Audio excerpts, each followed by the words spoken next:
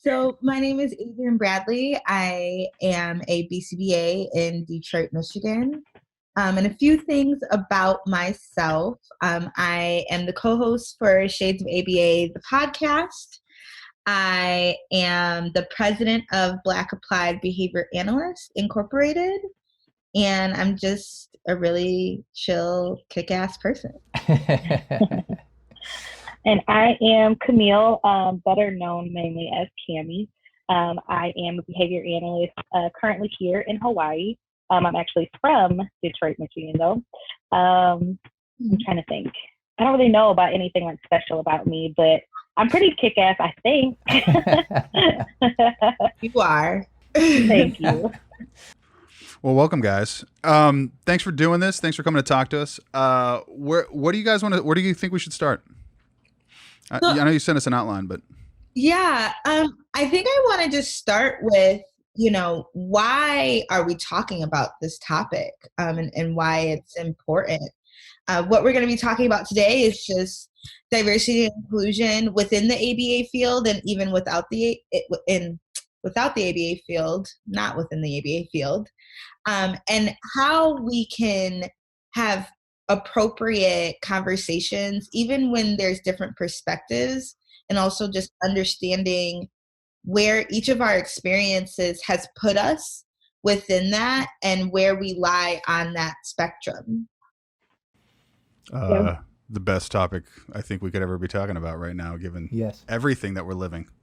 What is a good starting point typically in this situation? Should we cover what diversity and inclusion means just to give some framework and springboards for people and kind of go from there?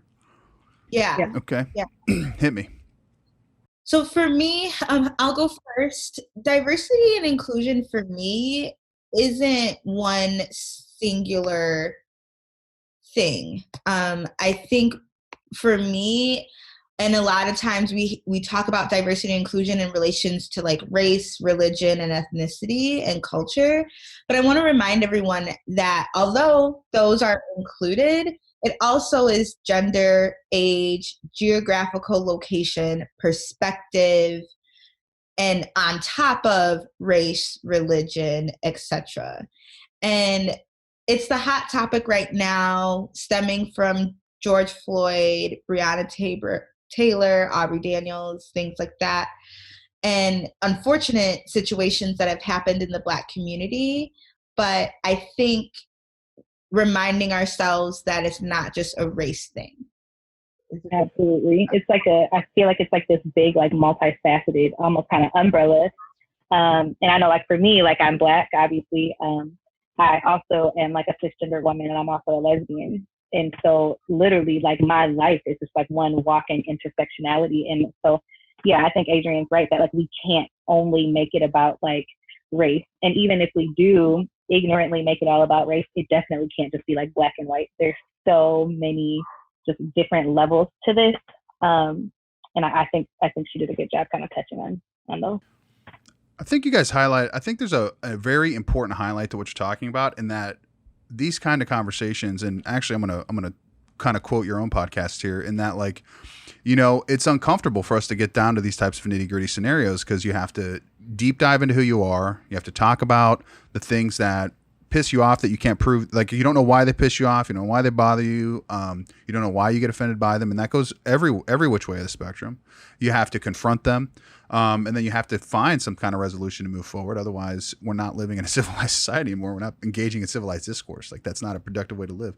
And the important piece, though, for me is more like the nuance of it. Like people are complicated. Our contexts are complicated. Our histories are complicated. Interlocking contingencies are real. They exist on a broad scale. Macro contingencies are intertwined and permeate our existence in such a way where it's like, who can really exert that level of control over their environment kind of stuff. So I just want to preface this. A couple things is that just for me personally, how I've decided that I really want to participate in this discussion is that like, I'm going to speak as openly as possible with you guys as we go through this. I may say something offensive, and I can assure you it's not on purpose. So just check me if I say something out of line, and we'll talk about it, because I want to just like have a naked discussion and conversation and kind of be, open and like not defensive about stuff. And that was the purpose of having us all on the show. to have a naked conversation and just like you're not going to offend me. I'm not going to offend you. If I do say something wrong, check me. Yeah. And showing the audience and showing the world that you can do this. You know, I have not met any of you in person. Exactly. I've admired most of you, all of you. And so really just showing, you know, the audience that don't be scared to have this conversation, because what comes from this conversation is just going to be education, you know, and it's like newfound thought. Yeah, it's also like, don't have it if you're gonna like tiptoe around it and try to be all politically correct. And I don't really believe in that. I just feel like if we're gonna talk about it, let's talk about it. Let's be real. And honestly, let's come with the assumption that like at least one of us or all of us is gonna fuck up once. You know what I mean? Like, and that's okay. Right? Like, it's literally just like we're just talking. And I think the problem right now, especially, I think is like, especially like within our, or not within only within our field, but just I would just say at least applying like within the context of our field, is that like we're all so afraid, I think, to say the wrong thing. We're also afraid of our careers being affected by it. We're also afraid that our friendships are going to be affected by it or whatever. And it's like, it's like to hell with that. Like, let's just literally just have a conversation. I mean, to err is human and to forgive divine. Am I not mistaken? Like, I mean, like, come on, you know, what the fuck? Like, I mean, and also like most people are pretty well intentioned. You know what I mean? Like, shit posting is definitely a fun side gig for some people, and like I've definitely done my fair share of trolling. So I mean, that would be disingenuous to say that I'm not that. I haven't done that, but I think for the most part in these types of situations, you know, it's real. So I think that, you know, let's just dive into it. I mean, what kind of questions would you have for us? Or because I mean, honestly, like we kind of wanted to give you the opportunity to kind of spark the discussion and probe, and we'll see where it leads. Yeah. I wanted to also just echo that Dimitri's point of like open conversation, throw stuff at me, check me, things like that. I think we're all on the same page here. Yeah. I guess I first want to know, our experiences are different. So I want to know what your guys' experience and Cam with you, because you identify as so many different things. And so with that causes you to get hit at so many different angles, right? So I want to know, like, what is our experience within the ABA field of either covert or overt racism, microaggressions, or anything like that from all of us, if we could all just give an example. I mean, I can give I thought about this from when you sent it, and I immediately had an answer for that, because immediately the first thing that popped in my mind was staffing, actually, believe it or not. And it was actually because I work in severe behavior scenarios, and like I started out in the field. I was a car salesman before I started doing this work. Like I knew nothing. Slinging your whip, like 60 months, 72. But anyway, how far are we going here? My first day, I'm a giant man, so I was put with all these big kids, and like I spent the next 6 years getting the living shit kicked out of me, and had minimal supervision and assistance, and like that was a thing that stuck with me in a way that I carried with me as I became a director. And I saw in multiple situations that happening to a lot of people, and like mostly big men, and like a lot of them were black, actually, if we're going to be real honest about that. Okay. I had guys working for me in particular, once I became a clinic director, that were not eligible for promotion because they didn't quite have advanced education or anything like that. And that held them back, but then also put them in the highest level of danger just in lieu of being a big person. And that is definitely a big piece that as far as like impacting and seeing it and seeing how that is just a baked in thing to the system in terms of behavior analysis that we need to confront a little bit, because I think we take cases that are outside of our scope and we rely on others to take the brunt of the challenge that goes with it without actually dealing with it directly. So that's one. That was the first thing that popped. I think that's actually like a really good point, though, especially how guys in the field are kind of given oftentimes some of these very like severe cases. I even have like parents tell me right now, like, well, I think this person needs a guy, and I'm like, no, they just need somebody who knows how to manipulate a few antecedents. That's all. It's like you know what I mean? Like, it's just assumed though that like you can just kind of take the brunt of it. So I like that perspective. I didn't even think about that. I just wanted to echo that I've seen similar systems set up and developed, like in Orlando, Florida, where they were literally funneling in um, people from UCF's football program to be able to staff severe behavior cases. And that was the first time that I ran into it as BCABA, being like, oh wait, like we select only those people for this. Like it's do you work in this capacity and have this size and stature, and then okay, you're gonna fit. During that time also though is where I first started working with children, inner city children with emotional behavioral disorder, and it was predominantly 2 staff to 1 student ratios. And it was during that time where it was the first time that I was really working with extremely fluent verbal clients, but also working with inner city children. And I never realized this in the forefront, like I guess in the moment to moment, but that was also where I ran into a gentleman that was Black and gay, and he was able to really help me understand things in a way where you could, I think in hindsight, he'd be like, this white boy doesn't know what he's talking about, or like he's thinking too much about the behavior analysis side. And he like, we learned to work together, mesh together. And at the same time, it was like a year to 2 development where I realized like we work as a team really well. And I haven't since talked with him, but I believe it's much of that was him kindly showing me a way to relate and work with people at that time that I didn't share those shared experiences with. So I don't remember what our initial question was. I can wrap it up. What our experience has been with either overt or covert racism or prejudice within the ABA field. Okay, so in the ABA, so to summarize there, I guess for me, it's I think if I were to look back and have conversations with others, I've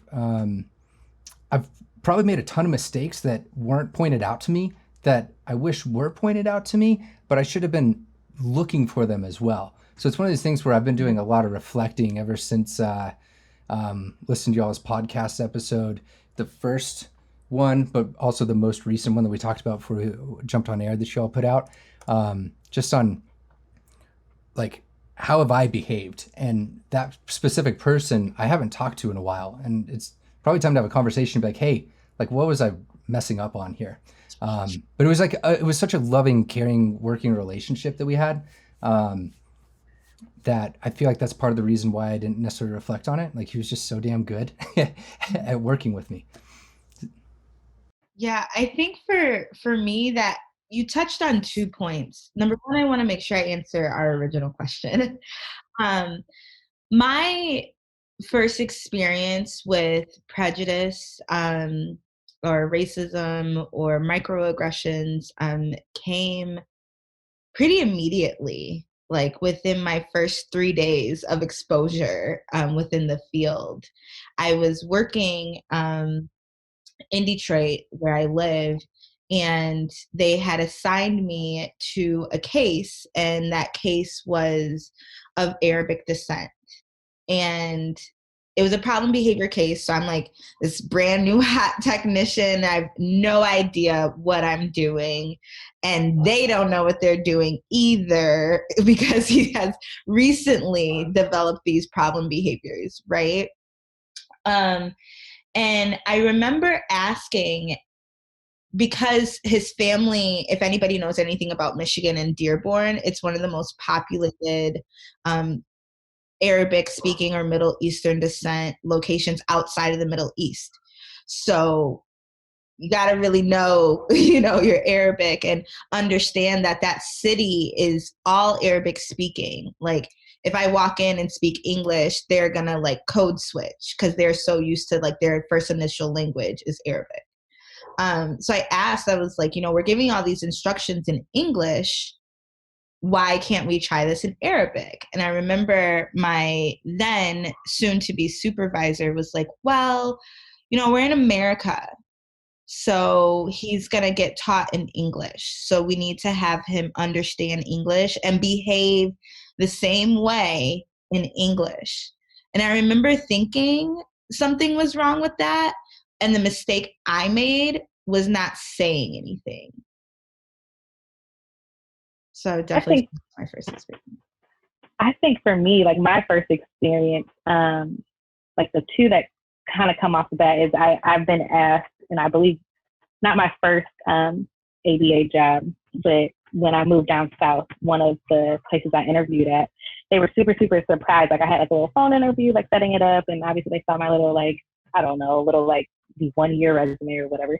Anyways, there I like show into the interview and I'm like dressed to the nines because that's how I was taught to, look for interviews. And they're like, oh, I didn't expect you to look like this. And it was just like, I don't really know what that supposed to mean, but okay. And then another one is I had a family literally Google me. They wanted to see my race, claiming that their 8-year-old son was racist. And they didn't want him to have a black therapist.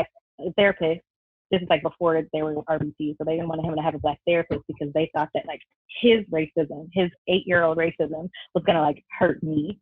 And I was like the only RBT like at that time at this company. This is like, like right during that shift when you had to have your RBT.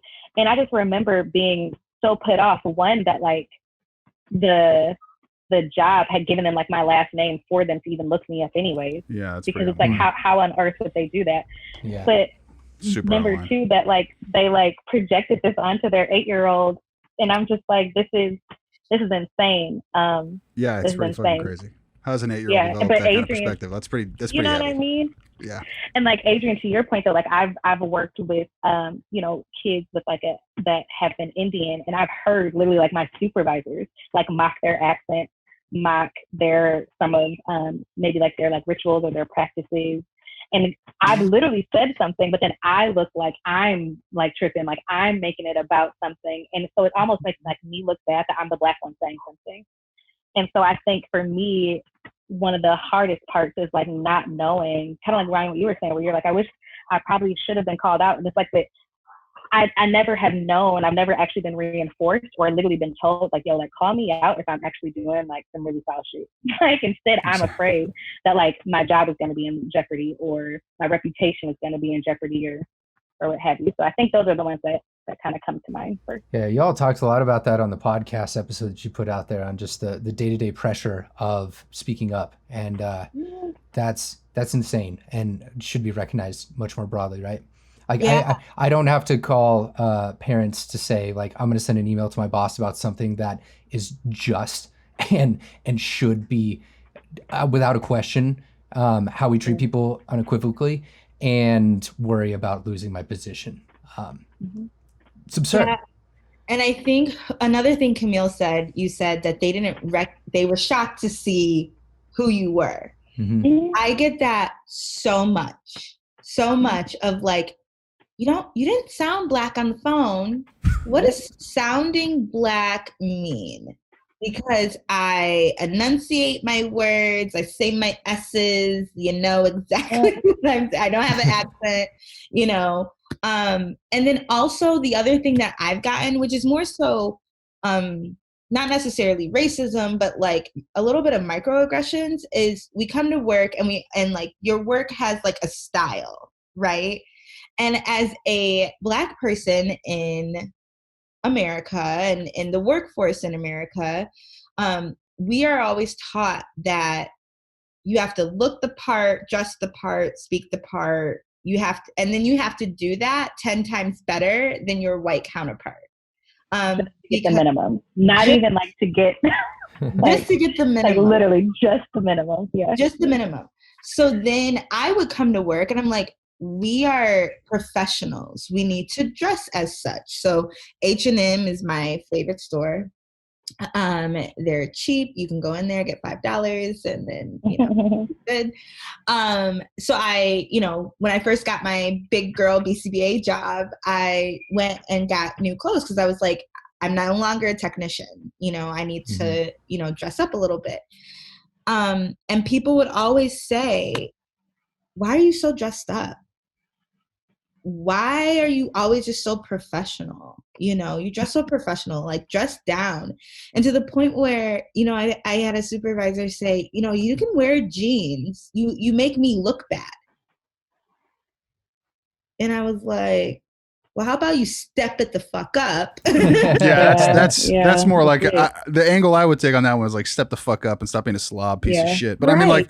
but legit, yeah. You know, but I mean, like, yeah, it goes, I think that, like, when I hear that, I do hear it cut both ways. Like, I do think that the persistence of it, because I definitely, like, I definitely identify with the first thing that you said for your interview, because, like, I showed up for my first job in a suit and tie for working for kids, and literally the lady was like, this is a job with children. Why are you dressed that way? Yeah. And I was like so confused, because I was used to wearing a suit to work every day. Like, I thought that's how you dress to go to an adult 9-to-5 job. Like, I had no idea that you could look like a homeless person and like be totally and fine. still get the job. Which seems to be, which is kind of like BA culture, right? Like corduroy pants, a ripped ass shirt, and like no deodorant is like the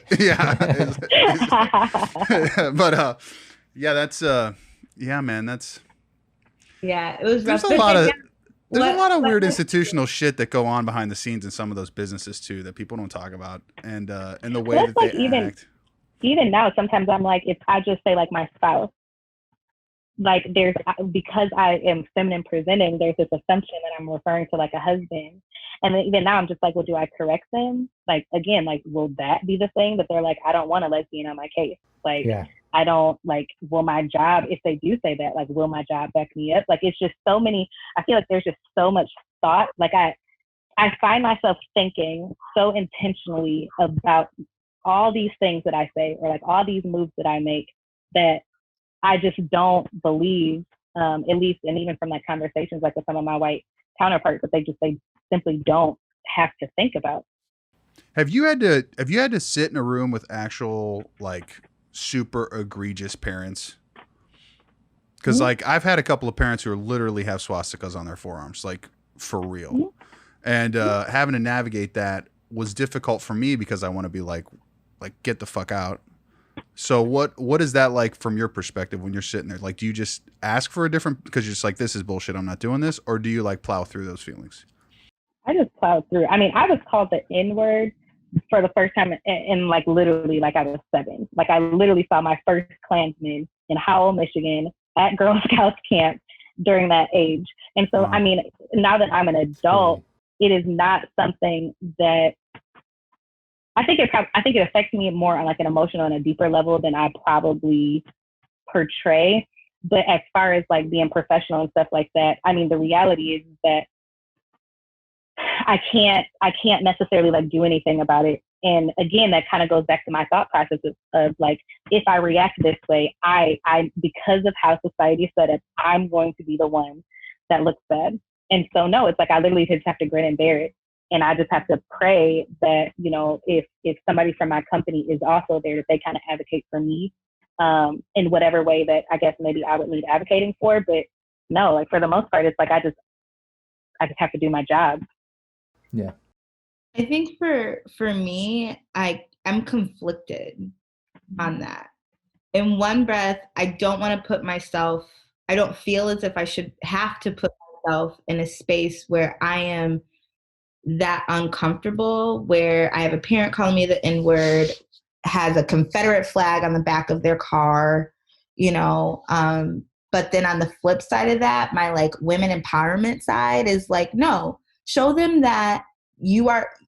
something different of what they think you are. Mm-hmm. You know, show them the professional, show them the intelligence, show them that, you know, at the end of the day, you can think you hate me because of my skin color, but I want to surprise you. You know, a lot of my motivation comes from proving people wrong. Mm-hmm. So I get conflicted in that of, do I want to keep myself in this space so I can just prove you wrong and then dip out when I feel like I've done that? Yeah. Or not even put myself in that emotional space, because us as Black people don't have the option to cut off racism and cut off, you know, what's going on in the world. I was just having a conversation with my really good friend from Chicago this morning, and she was like, you know, the whole social climate thing happened. We go home, that's our brother, that's my dad, that's Camille, that's me. So we go home, we are talking to our friends about it because we need to unpack that, you know. We come to work, now it's affected the ABA field all over Facebook, and we all saw that. We come to work. Now, work is leaning on us as the Black people. What should our diversity and inclusion statement say? Or can you come up with the goals and the purpose of our diversity and inclusion committee? So that on top of at home, it's at work. Then, something comes up at work and they come to us first. So we don't have the option to just cut off social media, cut off work for a second, and just be us and be in this space and not worry about walking down the street. I'm trying to plan a trip with my boyfriend for 4th of July, and I'm looking at some of these cities in Michigan just on Google Maps because I like to just pick random places. Yeah. And our first thought is, are we going to be safe there? I don't know. There's no one really there, and people in that area are pretty racist, and Howell's right there, so we need to go on the other side of the state. We have to think about that with just planning trips. So unfortunately, as a people, we can't just remove ourselves and just kind of be in this space of like bubbleness. That's like the definition of I know Black people like move ever. Like it's craziness. Yeah. What? And this is actually the perfect segue to a thing that I wanted to ask you guys about. Mm-hmm. What do you think of wokeness in that way, where it's just like super try hard? You're the Black person that I know. Tell me about what I need to know about everything that is the Black experience. Tell us how do I behave? Like what is that? What is that? What are your thoughts about that? I don't entertain it. I literally don't. I do not have these kind of conversations or like those kind of conversations with anybody that I am not already in like a close relationship with, only because it's 2020 and we all at least have Google. Like, I tend to not provide too much Googleable information to people, even if, again, like that goes back to that whole like impact over intent.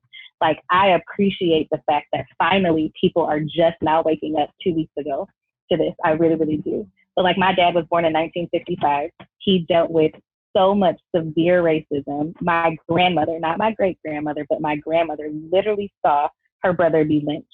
Like, I have not had the luxury of like not knowing what this is like. Just like there's also me learning about other people's cultures, just because like that was also a responsibility like that my parents like passed on to me.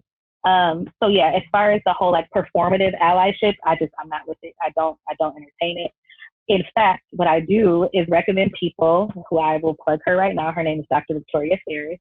I think this woman is so genius in that the work that she does is literally, she does it as a white woman, and you can tell her targeted audience is like white people, specifically white women, it seems.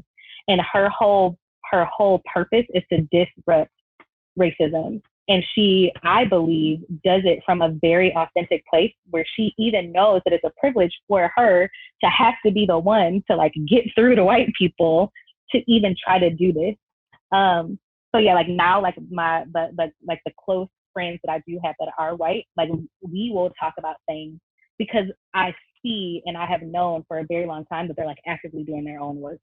I don't really need white friends to be like, I'm woke, like BLM, like I need you like to actually like do it, like do the work.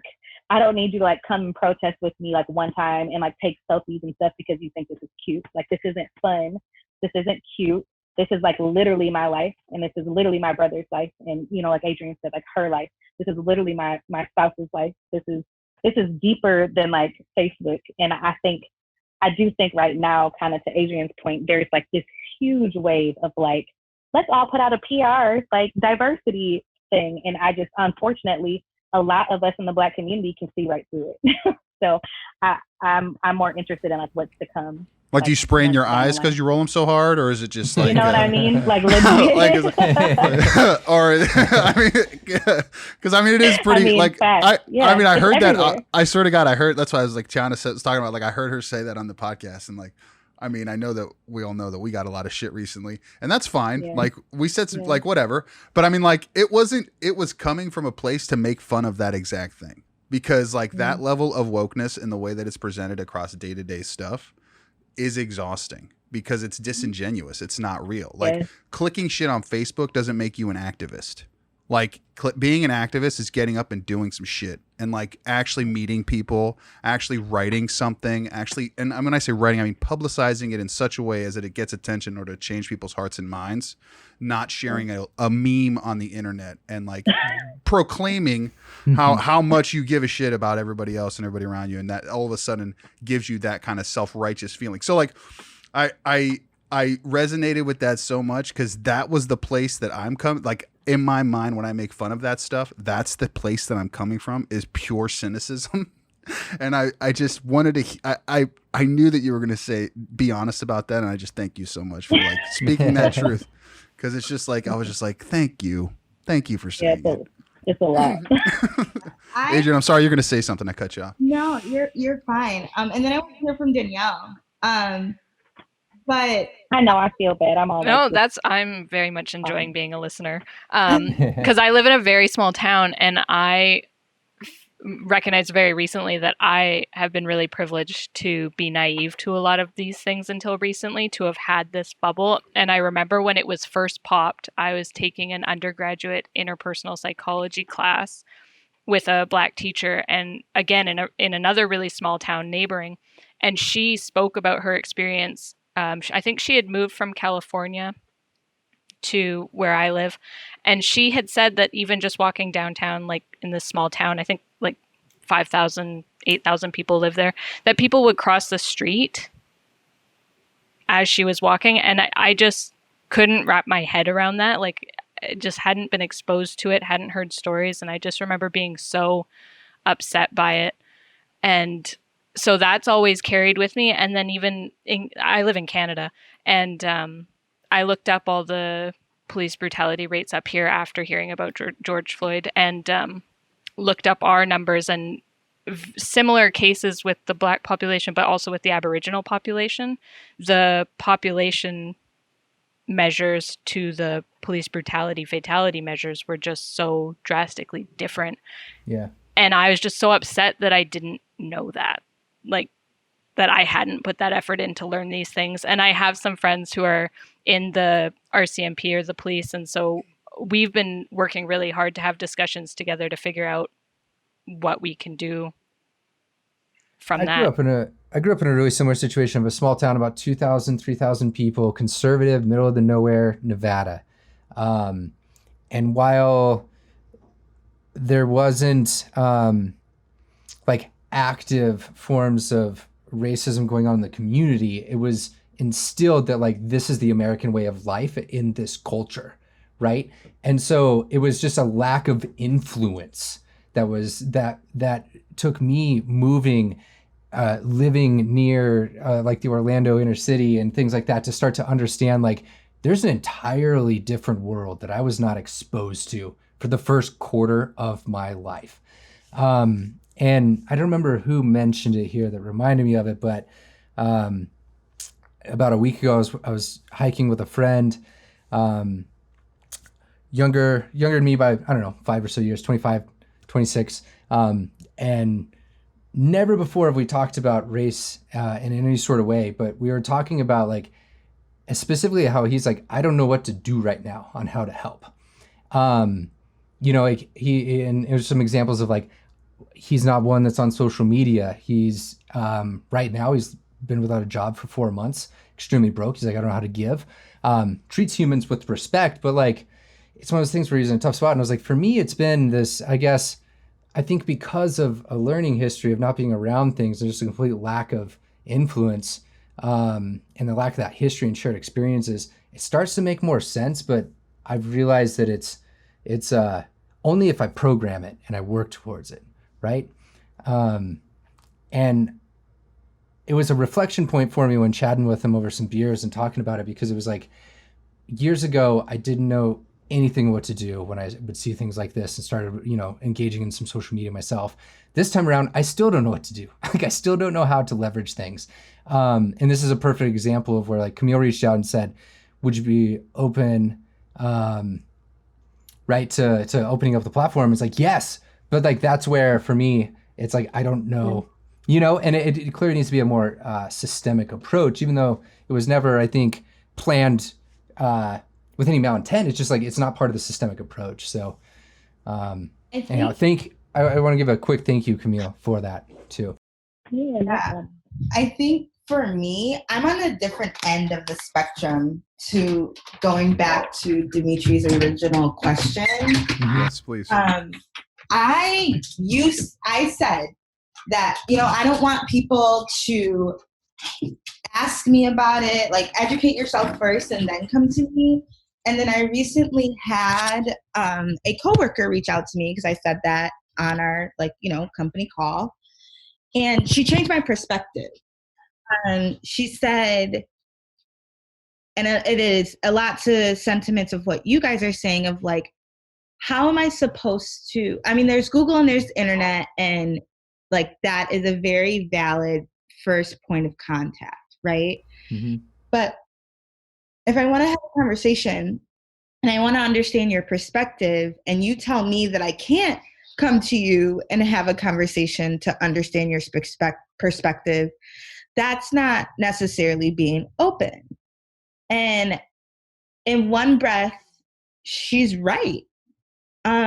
So for me, I open, whether I know you or not, I'm open to even like starting to have that conversation and to be open to sharing my perspective and my experiences, and then, assisting you and pointing you and, okay, well, look this up or look that up, or let's brainstorm some ideas, and I don't mind doing that. Now, that is not the same sentiments as other people. It's not the same sentiments as Camille, right? So I don't want people to think that every Black person thinks like that. Because I think differently, and I'm just on a different spectrum. And I think we can talk about radicalism in relations to diversity and inclusion and where we fall on the spectrum. And I'm a little bit more moderate, and I'm okay to claim that. And that doesn't mean that I'm not for my people. Cause like, let's first and foremost, like I am Black first. I protect my people first. Yeah. But I'm also open to still educating other people, because like Danielle and Ryan, you guys grew up in small itty bitty towns, probably with like maybe one Black person, maybe one Black kid in the whole school. Whole school, and he most likely is going to be like you guys. His experience is going to be different. Well, I just want to say too, I'm not saying like literally if a white person is like, hey girl, can you give me some information? I'm just like, no. I think for me, right now, especially what we're seeing, it's a lot of emotional labor that is being asked of of Black people to somehow like teach. Years. Validate too. Yeah. And to validate and like to teach like years of like this like Black history essentially. Whereas for me, I'm just like, it's not that I'm not like open, but I also think, Adrienne, like you kind of brought up a good point in that like if your coworker is coming to you, hopefully they're coming in a place of like for real, like humbly wanting to learn versus like, because what I won't do is like reinforce like this like white kind of fragility in these conversations because you would decide to come to me about it. I think maybe like that's what I was trying to say. I probably should have like better said that. I just want like openness. Like right now, like how we're talking, we can talk, but none of you guys are like, well, I wasn't that white person. And because it's like, you don't have to, like, I don't need, like, none of us need to be defensive. Like none of us need to act like we just have it all together. And she brought up a really good point. We are all so different and all of our experiences are so different as well. And I think, she pointed out that when I said that comment in front of my entire company, it was like, she was a little off-putted by it because I sit here and in one breath, I'm like, be open. And then I make that comment and now she was confused and now she's viewing it as you're saying be open, but be closed. So what kind of hypocrite are you? Yeah. And I was like, you know what? Call me out, and I think maybe the way we're saying it, like you said, Camille, we're not saying don't come to, well, some people are saying, don't come to me, right? And they will flat out say that. There's a few people in my mind. And like, that's okay too. And that's okay. But it's also okay to be like, I just want an emotional break. And I think that's what I was getting at earlier, is that us as Black, I have yet to have an emotional break. You know, Juneteenth is coming up, and Quicken Loans gave all of their employees basically the day off without using PTO. And so I'm like, let's go somewhere. And because I want an emotional break, but I'm very welcoming to just open discussion and open conversation, which is, you know, exactly why we're on this show right now. And I don't think it's unreasonable to ask people to go do their own research before coming to you guys too. I mean, especially scientists that follow a code that says do those sort of things, right? Exactly. Well, and I think for me, like, I mean, and maybe this is me like overgeneralizing, but like before I got into the field of autism, there was some level of research that I did before I went to my employer asking them certain questions, because I felt like it was my responsibility to, I mean, literally at least just like look up something. I don't know the history, like all the history of like autism, and like, I don't know like all the dates of like ABA and all this stuff, but like I took it upon myself to be like, yo, like before I accept this job, like maybe I should look up this company. Maybe I should look up what this field is like. Maybe I should. And I think for me, it's like that. I'm not interested in doing laborious work off the clock. That like, if we're going to explore this together, that at the very least, like we should be exploring it together. You know what I mean? Like, and 100% bi-directional relationships are the, like, that's what human interaction is. That's the thing that like a lot of the and that's, I think, what makes social media so difficult, is that it's like put your like really reductionistic, like one-sided meme out there and like make your declarative statement, and like it sits there and hangs, which is fine. You know, that's what it's for. But it doesn't create the necessary dialogue, because what it boils down to, like what I'm hearing from the two of you, is that intention matters. Like, what's your intention?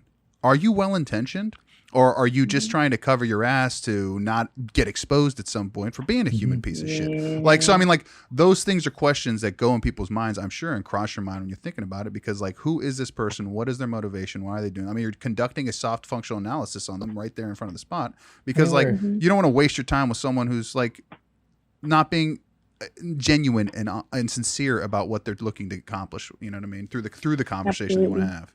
We're seeing that at a more systemic level, just with ABA organizations and professional organizations, and like right now with the statements being put out. You reminded me, Camille, at one point, like, I know this actually goes all the way back to Adrienne's first question of the experience of covert racism in the ABA field, but it seems that we have a large systemic issue. This is one extremely important one. There's others we've talked about on this podcast, and et cetera, that are a byproduct of this gerontocracy and American sort of system that's been built. From BCBA, ABI, like, right? Like we need a redo in some ways. I literally just said that. I was like, because people, you know, I've asked us about our BABA conference and stuff like that.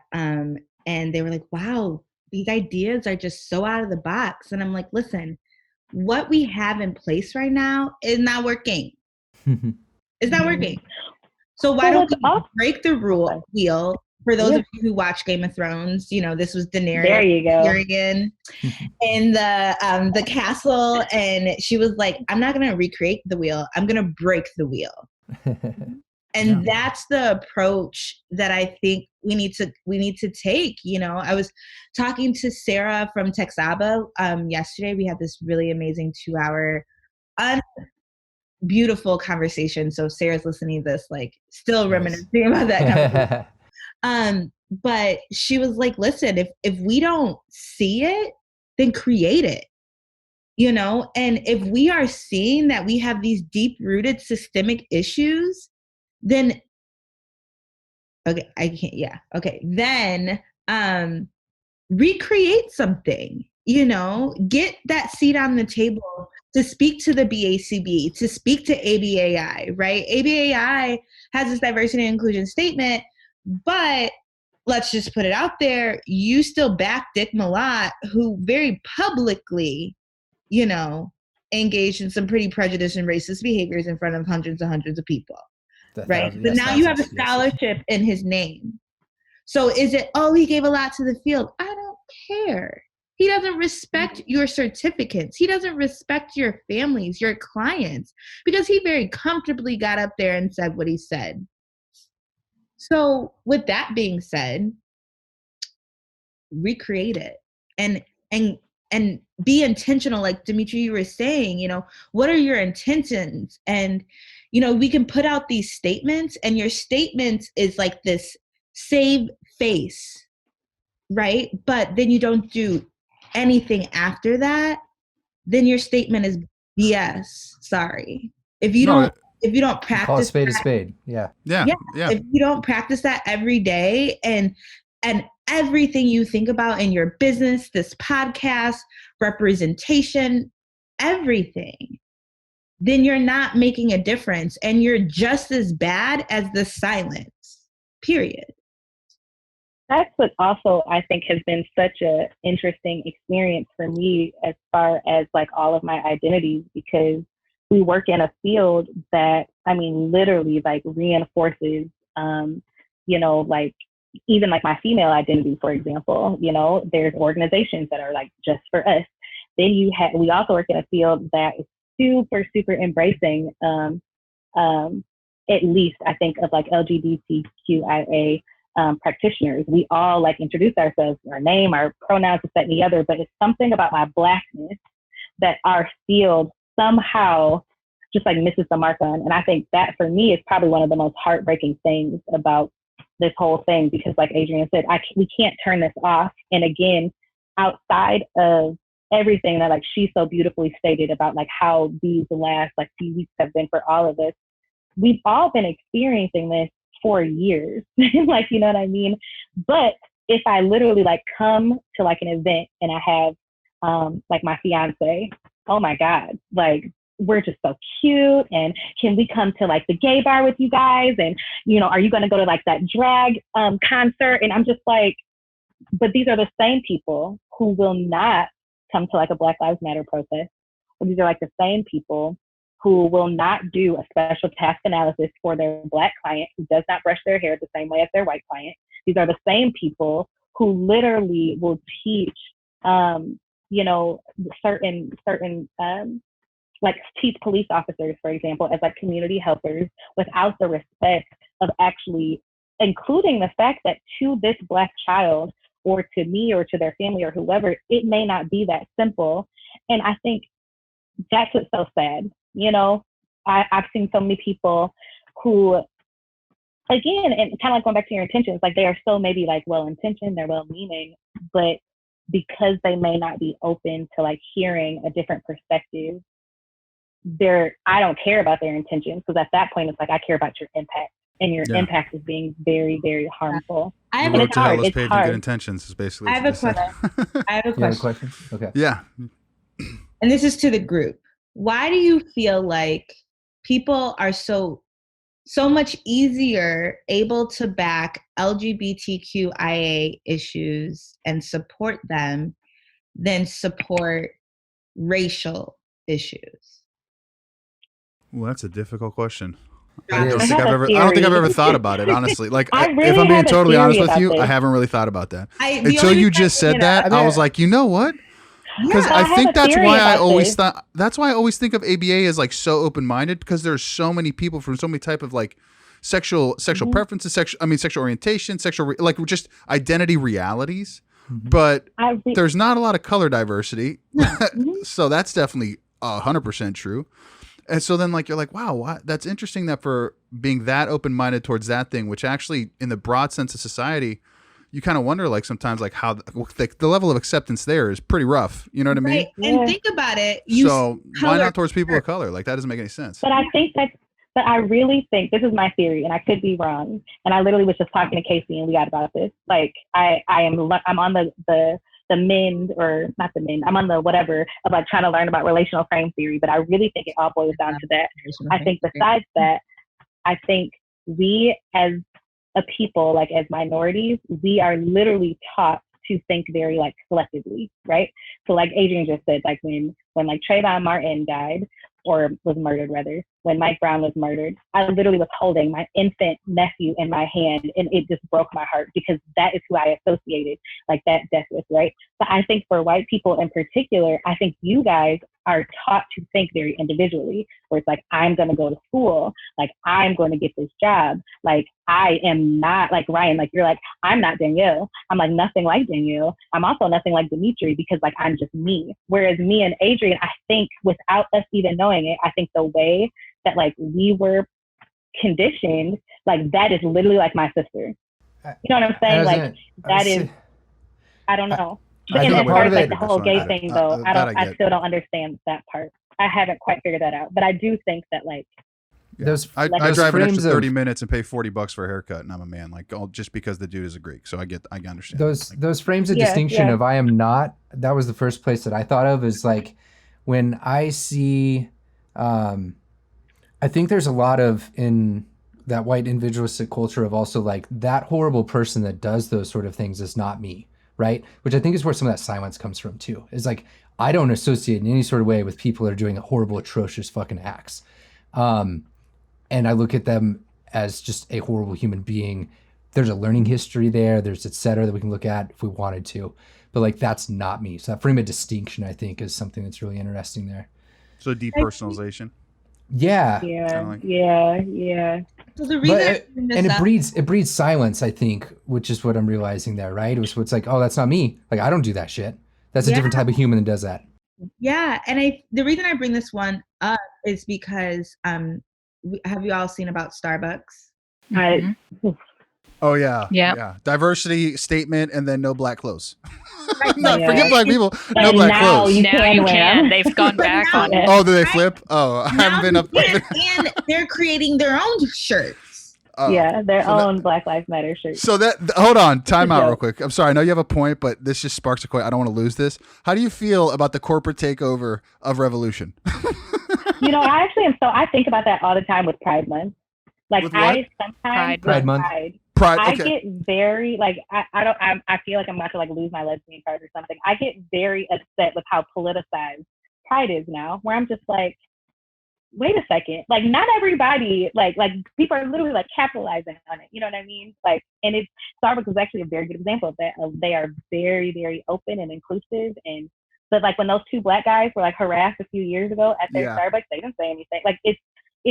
And even honestly, within like the LGBTQ community, I have suffered more racism in the gay community, and by gay community, I should just say like in that whole umbrella LGBTQIA plus community than I have like by straight people. It's this whole racism thing. It's something. Can I ask you a question?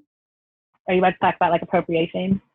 No. In the community? Oh, okay. I was going to say I'll go on that tangent. No. Yes. I want to hear about that at some point. Write that down. Do you touched on you experience more prejudices and racism within the own community that you identify in, and I feel like I have like an idea of like where you're about to go with this. We're free. We're doing this. Here's the thing. This is a controversial exchange. Like we say fuck, like it's all gravy. Like dude, like let's go. I'm worried because I'm like, damn, I really just called out ABAI. Dude, we do it all. Like here's the thing. When you talk a bunch of shit on the internet, you got to be prepared for a little bit of shit to come back to you. So that's just inevitable, and that's who. And like this is the amount of shit that we've talked about ABA on this podcast is really, we're still card carrying members. Well, actually, not really, but I mean, whatever. We're still part of the club generally, so you're good. Do you? Okay. So, no one cares. Like they care a little bit. There's like, I really believe like there's a truth to what y'all are talking about. And there's a reason that you see certificates extremely exploding, and you're seeing these professional organizations not getting those people. So like there's something to this, right? That you're talking about. Like, but let's not lose momentum. Go. Yeah. So Camille, do you feel like you have experienced not more prejudice or racism, but have experienced either a even amount of prejudice and racism from your own Black people? And it might be like slight. I was actually hoping. I was actually, you're talking about like as far as like my LGBTQIA plus identity, or you just think period? your black identity. Like, so I was actually, but I was like, I wonder, I didn't know if you were going to go here or somewhere else. So actually, yes. So I think actually about like the Black community as a collective. And first of all, I just want to preface this by saying I am so blessed, like with the, honestly, overall with like the love and the acceptance and all that stuff I've really gotten truly. So I just want to preface this by saying, but I just mean like as a collective, my queer identity is not accepted by the Black community. And then my Blackness is not accepted by the queer community. And then within the Black community, yes. So the same kind of insults that like Adrienne and I were kind of talking about that like we've gotten like about like the way I speak. Yeah, like I get that from the Black community. And I think that is because we also are a byproduct of white supremacy. So a lot of these things that we are taught about ourselves to hate about ourselves, while there is a huge push to like accept these things, being like our natural hair, accepting like our brown skin. Maybe some people like don't like the whole code switching. Like we really are, I think, are a part of a time and a part of a generation where like we're taught to accept all these things. Of course, Black people, I definitely have heard some of those very same insults from Black people as well. And I think that's what's so hard, because like we are literally like regurgitating these things that hurt us so much. But honestly, I can feel like, so I've had a client, a pretty vocal client, and some of the things that they would say about themselves, you could tell that they heard about themselves like at school. They called themselves stupid. They called themselves like slow. They would call themselves these things, and without knowing the power of those, right? And without knowing really, I think, the heartbreak behind those, but to identify as these things and to call themselves these things, and then they would like call their peers these things. It was like, it was almost interesting kind of seeing this cycle, like play out in front of me, that I have like experienced myself, where I'm just like, I shouldn't be hearing the same insults from like my white, maybe racist, like, I don't know, employer, that and hearing them also from like my cousin or my friend or whatever. Yeah. So yeah, to answer your question, I think we're in this space where we're calling out this group of people over here have done us wrong, called us these wrong things, right? And you talked about like identifying as a group and identifying as an individual, right? So we are taught to, majority of the time, identify as a group, but within that group, we are sometimes individualized of like, oh, you got the good hair, or oh, you passed the paper bag test, so you can go inside, and I want to challenge, this movement is definitely about Black social injustices and the Black community. And one of the things that we're asking of people is to do a self-assessment and look at their own behavior.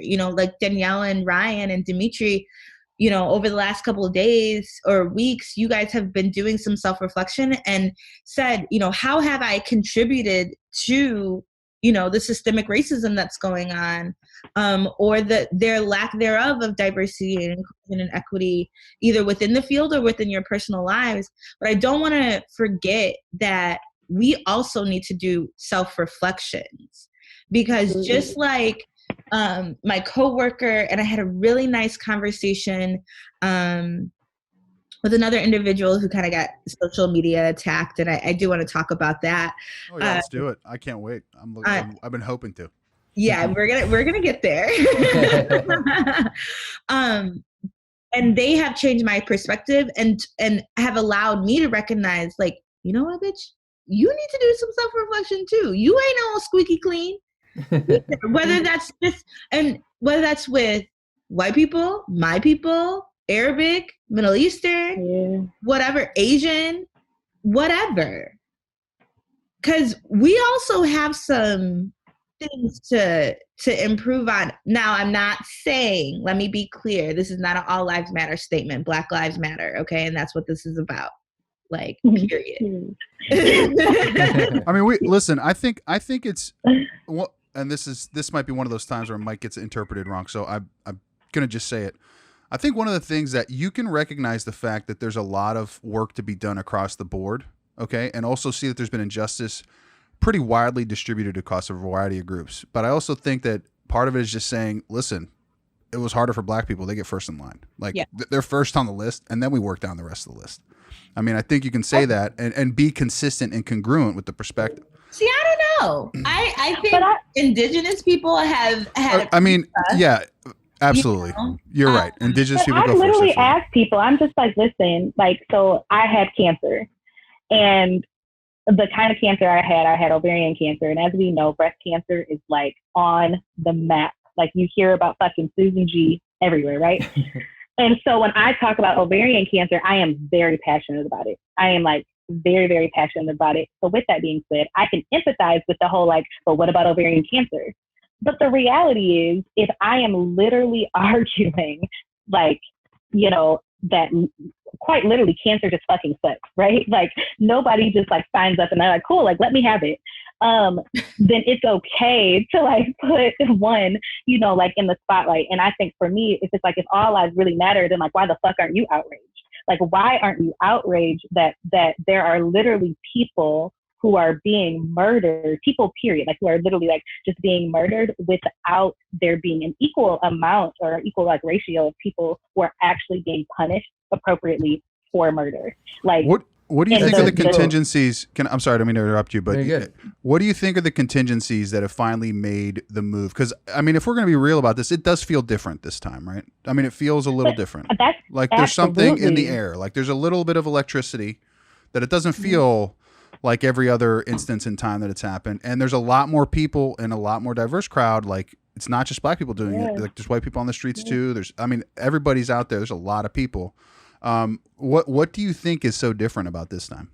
I think that number one, we're in a pandemic that is causing us to like be at home and do nothing but this.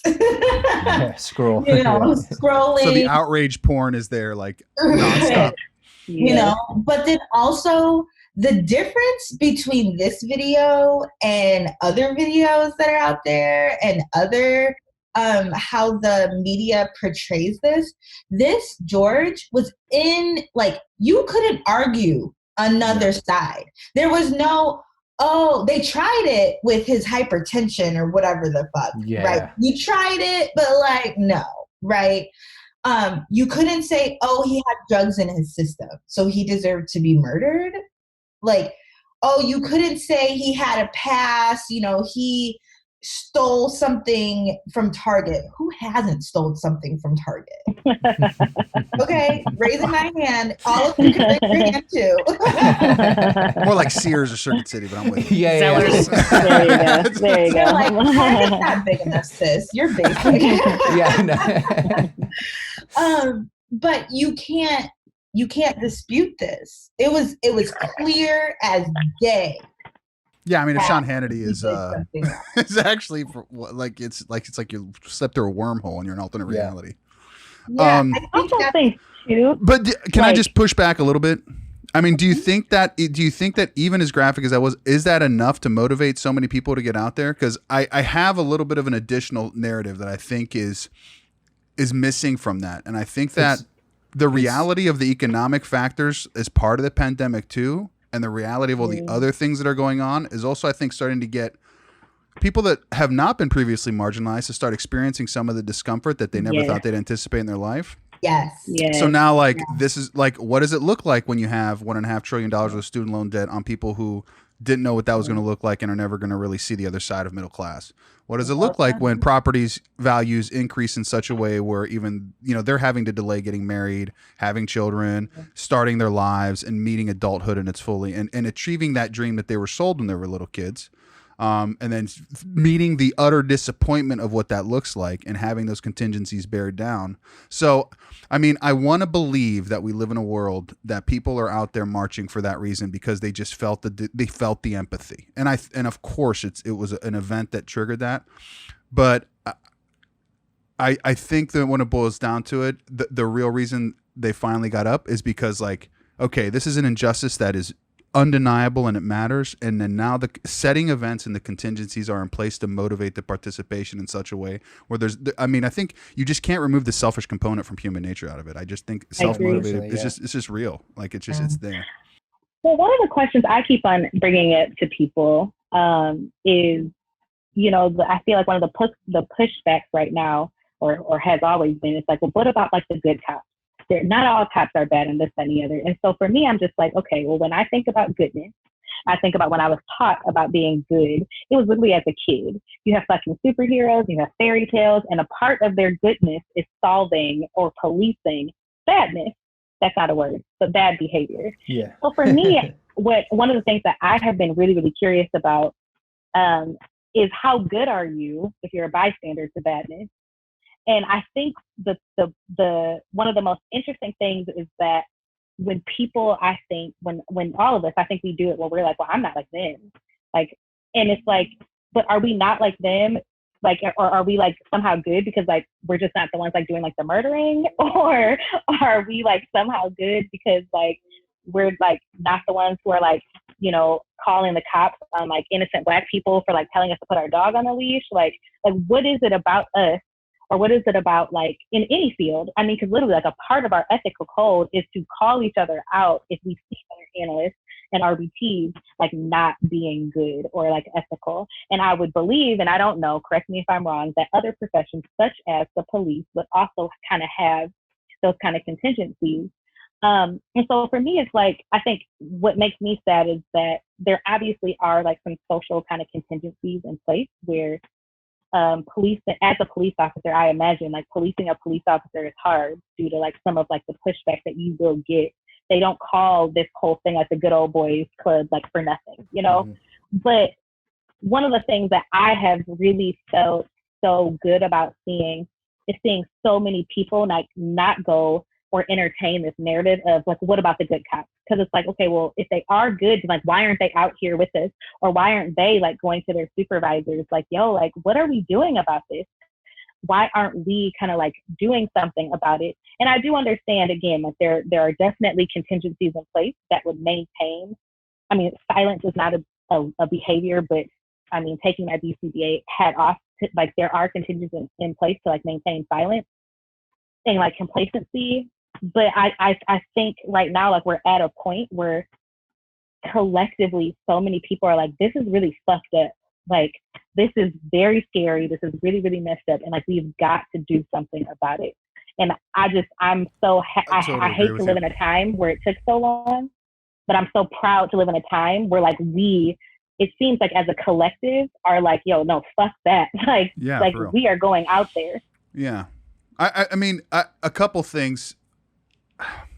First of all, I think that when you take the whole political context in its entirety, it's undeniable. I mean, when you see the rise of fascism in front of you and like the descent into dictatorship, I mean, it's not an exercise anymore. This is not an intellectual exercise. Like, I mean, when someone's threatening to break posse comitatus, which is like a holy covenant between us and our military.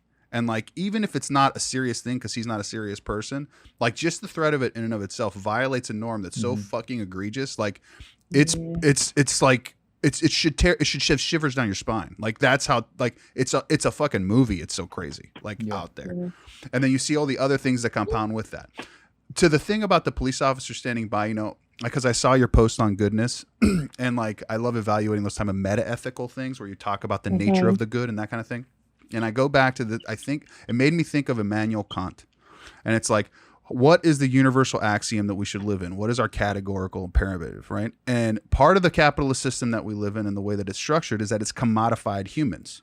And the way that the system is set up, it's commodified Black people first. I mean, it's criminalized poverty, it's criminalized Black spin, it's created education to prison pipeline, which is very real and substantive. Like those are like undeniable facts about our existence, right? So that, and in turn, that feeds private prisons, military industrial complex, the whole bottom feeding shit show that is the reality that we live in, right? So what does that do? That makes people means and not ends in and of themselves. Right. So when you commodify human beings, you can like depersonalize them and not put them in a position where you have to view them as people. Right. You view them as just a thing. And that's a lot of, I think, what feeds their ability to do that in time and in moment. And you pair that. I don't know if you guys do you guys happen to see or look up any of that warrior training the cops go through? That the warrior training that they were quoting? The shit is crazy. Like I just looked it up because I heard of it. I'd never heard of it. And it terrified the living shit out of me. I was like, oh my God, this is like major contributing factor. Holy crap. They're literally like teaching them how to escalate situations That was deep. instead of actually engaging. Like what? Yeah. Like, I don't know your how de-escalation strategy is get someone angry so you can justify why you had to physically intervene on them. Holy shit. Like that's atrocious. Scary. Like it's you're a very, monster. very scary. Yeah. So anyway, just those are my two thoughts that I was thinking to add that makes think it matters. Oh man. Sorry. I think I went a little wide on that one. And I feel like, Dimitri, I'm going to like email you after this. I want to learn more about this. That's interesting. Oh, let's do it. Yeah. Yeah. The metaethics is fun because like you start exploring the questions on like, forget what's good. Like what is goodness in and of itself? And how do we determine these things? Like who are the people that get to say this stuff? What, is it a collectivist thing? Is it a societal thing? Is there some innate objective object that we get to touch? Like there's a lot of interesting avenues you can draw from. And actually, I don't know, like it's just good. It's good, deep discussion, and it relates to our field, and it relates to our ethical codes. Because we live in a really prescriptive place too. Like people want to be told what's right instead of being able to determine in the moment. Instead of like intuit naturally what rightness is, right? So it's like, how do you make those decisions? What does that look like? And that's where I think, like, not the transition or segue, but I think that's where like the breadth to make mistakes matters so much. You know what I mean? That's where you have to let people the opportunity to think out loud and think wrongly at times, or even like misspeak and misstep, because like you may say something and mean one thing, but it sounds totally insensitive and assholic for no reason. And like, okay, like you put your foot in your mouth, that shit happens. Like, and like not totally bury somebody forever. Like that's not the world that we should be living in. So like, yeah, we should definitely talk and hang out. I would love to. Philosophy is my favorite thing. Like, let's do it. It's the best. I think you summarized the reason why we're all on this show right now. Exactly. I know you guys originally were like, hey, like, you know, here's our platform and whatever you want to say. So cut that part out and then put that as your headline now. Because that summarizes the purpose of this particular episode. I want to all just take a woosah, because we definitely just our audience is going to be like, whoa. What on earth? But it was all like purposeful and like needed and all of that. But I want to segue into a different aspect of this conversation and start talking about social media. Let's do it. Cool. I'm jacked to the moon. Are you jacked? All right, well, let me finish first. So, you know, we're just going to put it out there. You guys had an episode. Yep. He's sitting back, guys. His microphone. I wish I had a cigarette right now. I'd just be like, yes. Episode, and you guys talked about privilege. So Absolutely. before we even deep dive into deletion culture and social media attacks and things like that, I want Ryan for you to go first. Then Danielle, then Dimitri, because he's gonna keep going. Dimitri's like ready. Right. Has your mindset changed on your idea of what privilege is?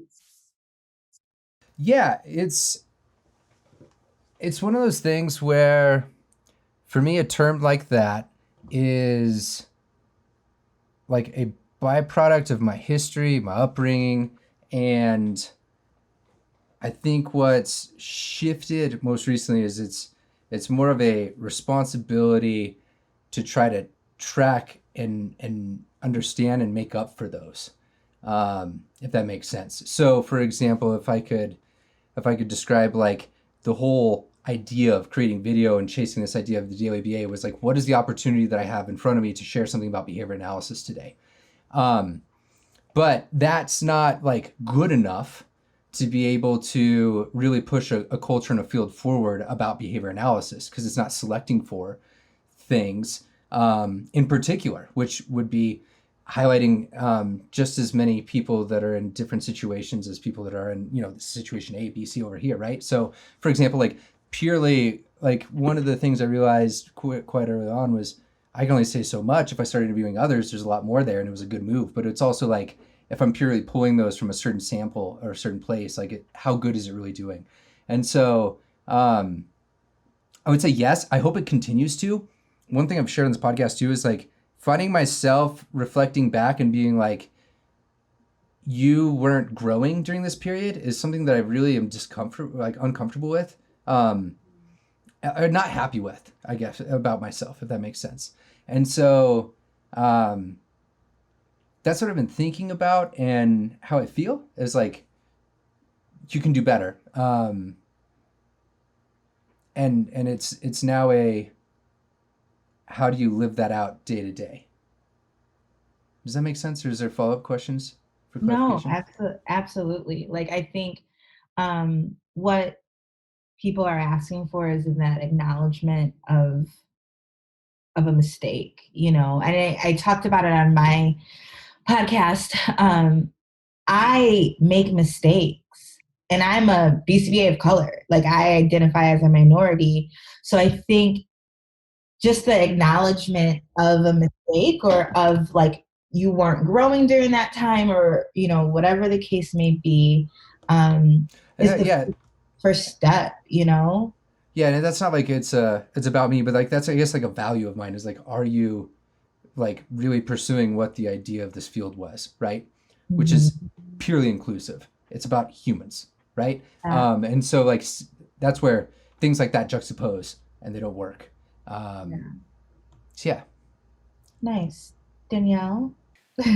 Yeah, I actually don't know I don't remember if I was a part of the podcast when that was recorded, but listening to it and thinking back on my...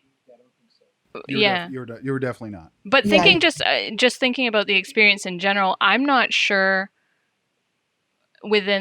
beyond the last year or beyond that I really understood what privilege was, or what the definition of it was. And I think sometimes, coming from a behavior analyst standpoint, like, we want those operational definitions, we want that objectivity, and sometimes we're just not going to get it. And sometimes we just have to let language be shaped by our cultural contingencies, and let that be okay.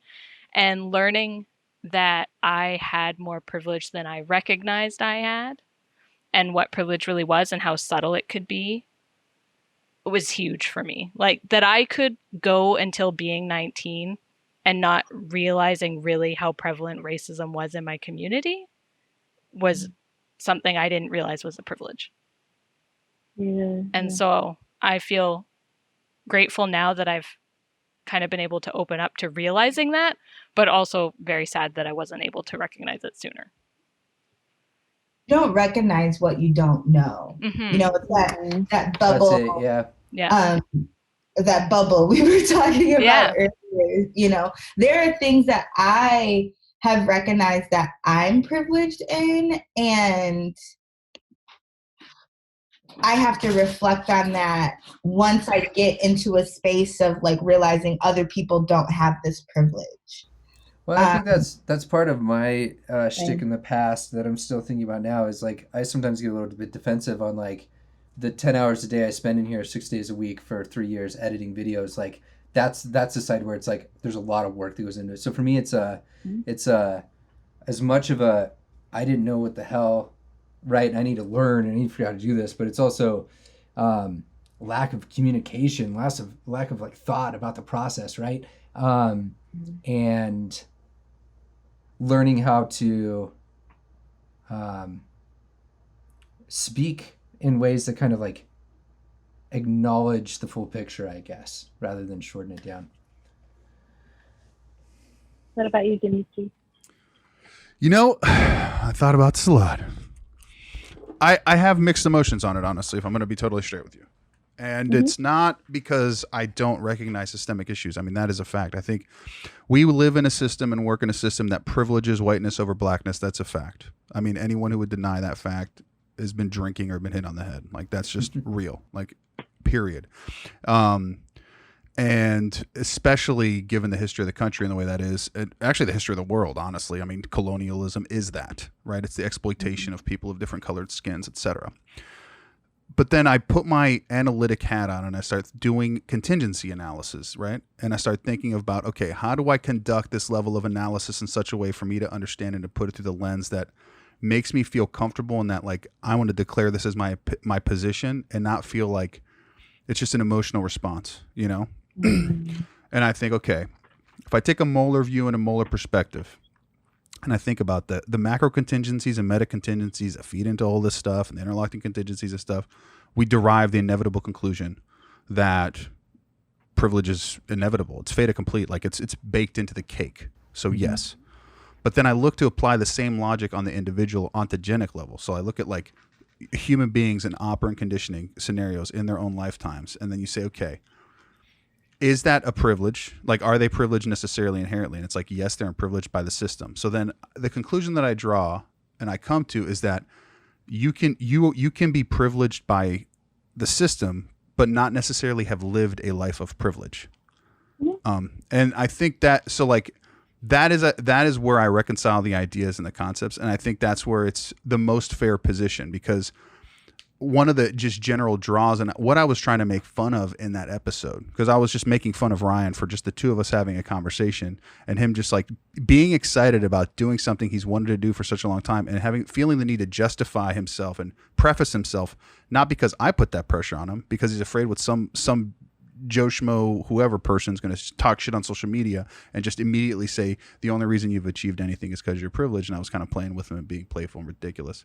And then then we got a phone message from somebody, and I wanted to be an asshole because I'm a smart ass. Like it's inherently who I'm 37 years old. Like, that's baked in the cake for me at this point. Like, I'm going to be a smart ass if I feel like someone's not being genuine. Like, it's just like, that's something that I don't really want to change because it's kind of who I am. But anyway, I don't want to ramble about this, and I don't want to seem like I'm avoiding the question. So yes, of course I recognize privilege. And I am privileged in that capacity because I do have the skin. My color of my skin is white, but I have not necessarily lived a life of privilege, and I to be true to myself, I have to stand and say that because it matters significantly. But I think you kind of just proved in like just the sheer point that like words mean things and how we word things mean things. So I know for me, again, like I am a triple minority, but I do have privilege. Part of my privilege is because I'm feminine presenting. I can pass it straight. I don't necessarily I am so uncomfortable with that privilege, like incredibly uncomfortable with that privilege, because in my mind, I'm like, well, I kind of sort of wish I was like a little bit more like androgynous or a little bit more quote unquote masculine, because I hate having to like disclose this part about me. And in the lesbian community, I hate having to like prove that I'm actually gay. So anyway, but nonetheless, like that is a privilege, like me being able to pass the privilege. Me being able-bodied, it's a privilege. Like anytime I've had countless surgeries just with my medical history, and anytime I have these surgeries and I'm recovering from surgery, I realize just how privileged I normally am. The extra steps and the extra things that I have to think about in order to just gain access to my everyday life things, it like helps me to really kind of put things in a perspective. But if I have to be honest, I also have, compared to other people, you could say I've also lived a very privileged life. I come from, I was born in Detroit. I was raised in Metro Detroit. I, went to I was in school, like in a certain school district. And so to other people who may not have had like that history, they're like, yo, you're from the suburbs. Little do they know though, when I was in the suburbs, there were certain things that I had to go through that, again, it reflected on my Blackness, it reflected on my sexuality or whatever. So I like the fact that you kind of, that you're like, yeah, like you're right. Like I do have privilege, but I have not necessarily lived a privileged life. And I think sometimes, again, like we get so caught up in like semantics, and we get so caught up in like, but I want you guys to know, like I struggle too. And it's like, we get that. Like we're not saying that, but I like the fact that you're just like, actually after reflection, like, let me explain to you like why I think the way that I do. I think that means something. Yeah, and it's not for me. Just to respond, like it's not to detract from anything, because I really, honest to God, and again, I don't want to get, I don't want to make this like, I don't know. I feel weird talking about my identity. I can't even like, I feel uncomfortable talking about my identity because then I feel like it becomes like I'm trying to somehow justify or compete with somebody like about what I feel. But I was raised in a multilingual household. There were very strict rules in my household. If my dad was so old school, like there was no English in our home, right? He got so fed up with American and what he called white people because he referred to as Americans as white people, right? Like, so that's the environment that he left the country and took us with him. Like he was like, fuck this, we're out, Yeah. And, but then I got to like, I was immersed in a totally different world. I lived on an island. My elementary school was 3 rooms, for 6 grades. And if you were born on the wrong year, you started backwards. So my brother actually did the 2nd grade first. And that has kept him functionally illiterate to this day, okay? Because of how busted ass their system is. So I mean, like, one of my best friends from elementary school dropped out in 5th grade to become a goat herder. You know what I mean? Like, so like, there are things that, to express in the American experience and to compare those to people of color who experience such an unbelievable amount of systemic oppression that is the number one prominent front and stage thing in American life, and try to compete is the wrong word, but like that, it feels like it puts it in that frame, and then feeling like kind of like pressure. Olympics. Yeah, exactly. But I mean, like, this is not the struggle Olympics. Exactly. Like, shit is fucked up. Like, and you're like, you know what I'm saying? Like, and I, as like a Black woman, can recognize that, hearing you say that. First of all, I was like, why the fuck don't I know that about your culture? So what does that tell me? I have more learning to do, right? But also, it's like, yes, like I am in my own state of like oppression in various ways, but I can also empathize with you and like your oppression as well. Like, this isn't like a who's struggling the most here. It's literally like, listen, like, yes, we're all human. Like, yes, we all have our fair share of like experiences that have truly like been like heartbreaking and saddening, and our families have as well. I think it literally, for me at least, is like acknowledging what it is like in the moment. Like when I go to Pride and I think about Stonewall, I am thinking about Stonewall in the sense of like, yes, like I'm a Black lesbian, and like Stonewall, literally, like we have Pride now because of like Black, queer, and trans people. But I'm not like walking around Pride like, well, what about Black lives? Like right now it's about Pride. And yes, I have a Black life and I am in Pride, but you know what I mean? Like, we don't need to make everything about us all the time. Yeah. And I do think I can see though, like where your hesitation is. Like I literally see you like trying to like pick the right words because you don't want to say the wrong thing. And it's like, well, no, like your experience was exactly what it was. And I, as a human, should be able to validate that without it feeling like it's taken away from like my experience and, and my Blackness and like all of that, this is, and I don't know. I also, that is like one of those things that I don't like placate to struggle Olympics. Like I don't, and just so you know, I really appreciate your generosity spirit there. That was a very nice, like, I really appreciate that. You're a beautiful human, Camille. Yeah, big time. Well, thank I really you. do appreciate Thank you so it. much. I mean, because life, I'm not kidding. Like some of the things that when we really just think about like oppression, like it's really scary, like how many people have really been affected and like plagued by this.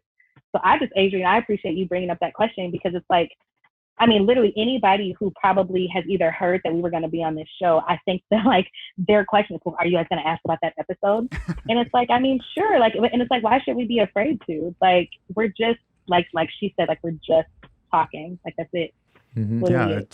I mean, and I think just in general, like when you do a podcast, like, and again, you guys were, so far you're the same people that I heard on your podcast, but early on when we were doing it, we were trying to work out what kind of format and how we wanted to do. What does the persona look like? What's the kind of thing that you're trying to do? What's the format? So it's a lot of bravado and bullshitting and like, it's Joe Rogan meets South Park or whatever the fuck type of edgy thing. You know what I mean? Like, but I mean, that's the whole thing. Like, so when you're trying out those kind of things, like, do I want to do a comedy bit or like, do I want to just talk shit and just let it be edgy and just like live out there? You know what I mean? And like, we took a massive break. We took like almost a 6-month break at some point. And we were like, because we both got mega burned out and it just was NQR, not quite right. Yeah. Yep. Both of those episodes were under that. And this is where, like, we shared this, but it doesn't reach everybody all the time. This is one of those downfalls of social media. Sometimes you share things like, oh, this isn't quite right. Now that wasn't to justify like what was done Yeah, there this is by not any to means, but it's justify like like excuses, but it it's just like is. but yeah, it was just the not quite right is something that specifically in podcasting, like I don't like know how to sometimes learn lessons without uploading, which is really fucking scary to say out loud. And this was one of those where in hindsight it was like not quite right, right? And like far from. But I guess like there's been a number of episodes that have kind of had similar reflections of that weren't on the same topic or discussion, but in same ways have impacted people that I care about in some sort of way. So I hope to make them less and less and less, and I think as we've gotten more having comfortable with it and we worked out our dynamic too, I think that was a big thing. You and I were working our dynamic. We're getting to know each other and getting comfortable speaking on the microphone and like just going for it and not and like, but and going forward in a way that those speaks to like boundaries, big topics and like that kind of thing. Sorry, learning where those boundaries are, when to prep, when to shut up. Yeah. And I don't know, like it takes this reciprocity, like this reciprocal relation of like working with others exactly like you all are doing right now that really helps shape those learning experiences. So I have to also thank you for that as well. Big time. Yeah. No, thank you guys. I mean, I think we live in a society where in order to learn, you have to upload and you learn from like those criticisms, right? And learning of like people telling you that you offended them and people telling you like, you know, just other information on the topics. And you're not saying, when you do a podcast, you kind of are welcoming that feedback and that criticism. And it's like a way that you are teaching yourself and educating yourself in a way. Like you put what you put out there, right? But what you guys get most from it, at least for me in my podcast, is how people resonated with it, and then adding in different bits and points and things that you didn't even think about. And I think it's brave to put ourselves out there, and then on top of that, you guys have a way bigger platform than regular. Oh man, I think you overestimate our reach. But I guess the point that I also think of there is like the responsibility that comes with that gets more and more serious, depending on like the topic, the time, the stature of who you're with or who you're working with. Like there's a lot of things there, and it sucks to learn hard ways, but it is one form of learning, and then it turns into how do you systemically prevent those, I think is the other side of it. Can I ask you guys a question? Of course. So you guys, put out your statement open book. About it. We're talking about it on the show. Can you point out what have you guys learned now that you kind of have self-reflected back on, those statements? What are some specifics that you guys have learned in the last week or so, however long it's been? I mean, I think being flippant about certain things is definitely not going to work ever again. Like being super dismissive is not helpful.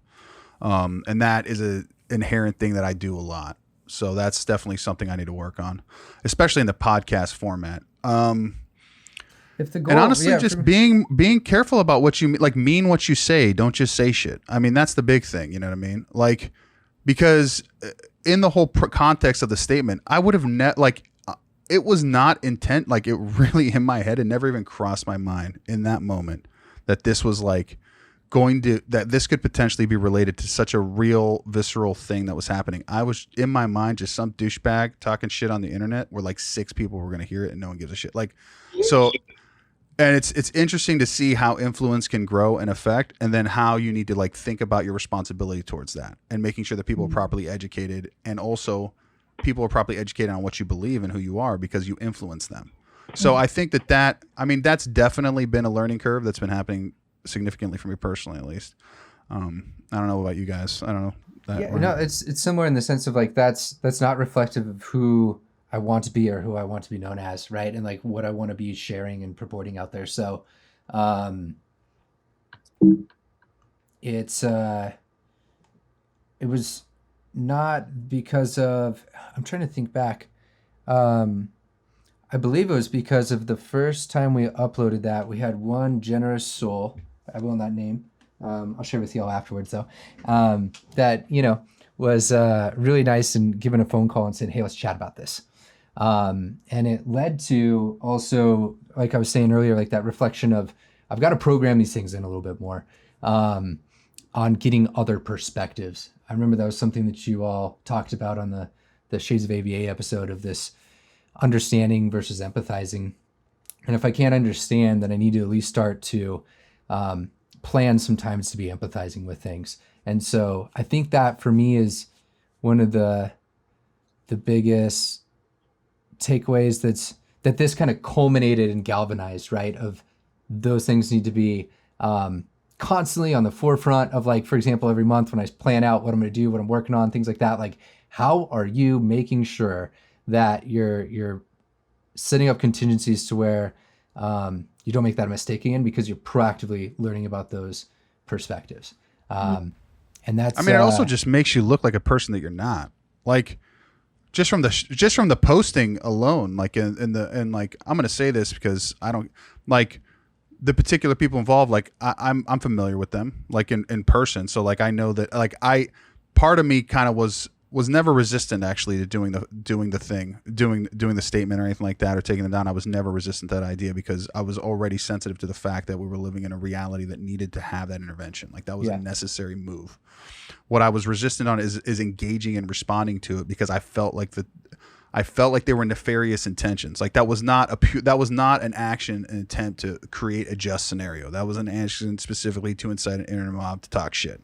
And to create a whole thing to shit stain and engage in character assassination. Like, I believe that there was a personal thing going on there. Like, I know for a fact there was personally. So like, but that doesn't mean that in and of itself it wasn't a good opportunity to really clarify and put it out there and represent who you are for real. Because like, looking back and listening to it, I would think that is that's my uncle wearing a MAGA hat talking shit, and that's not who I am. Like, even remotely, like, couldn't be farther than who I am.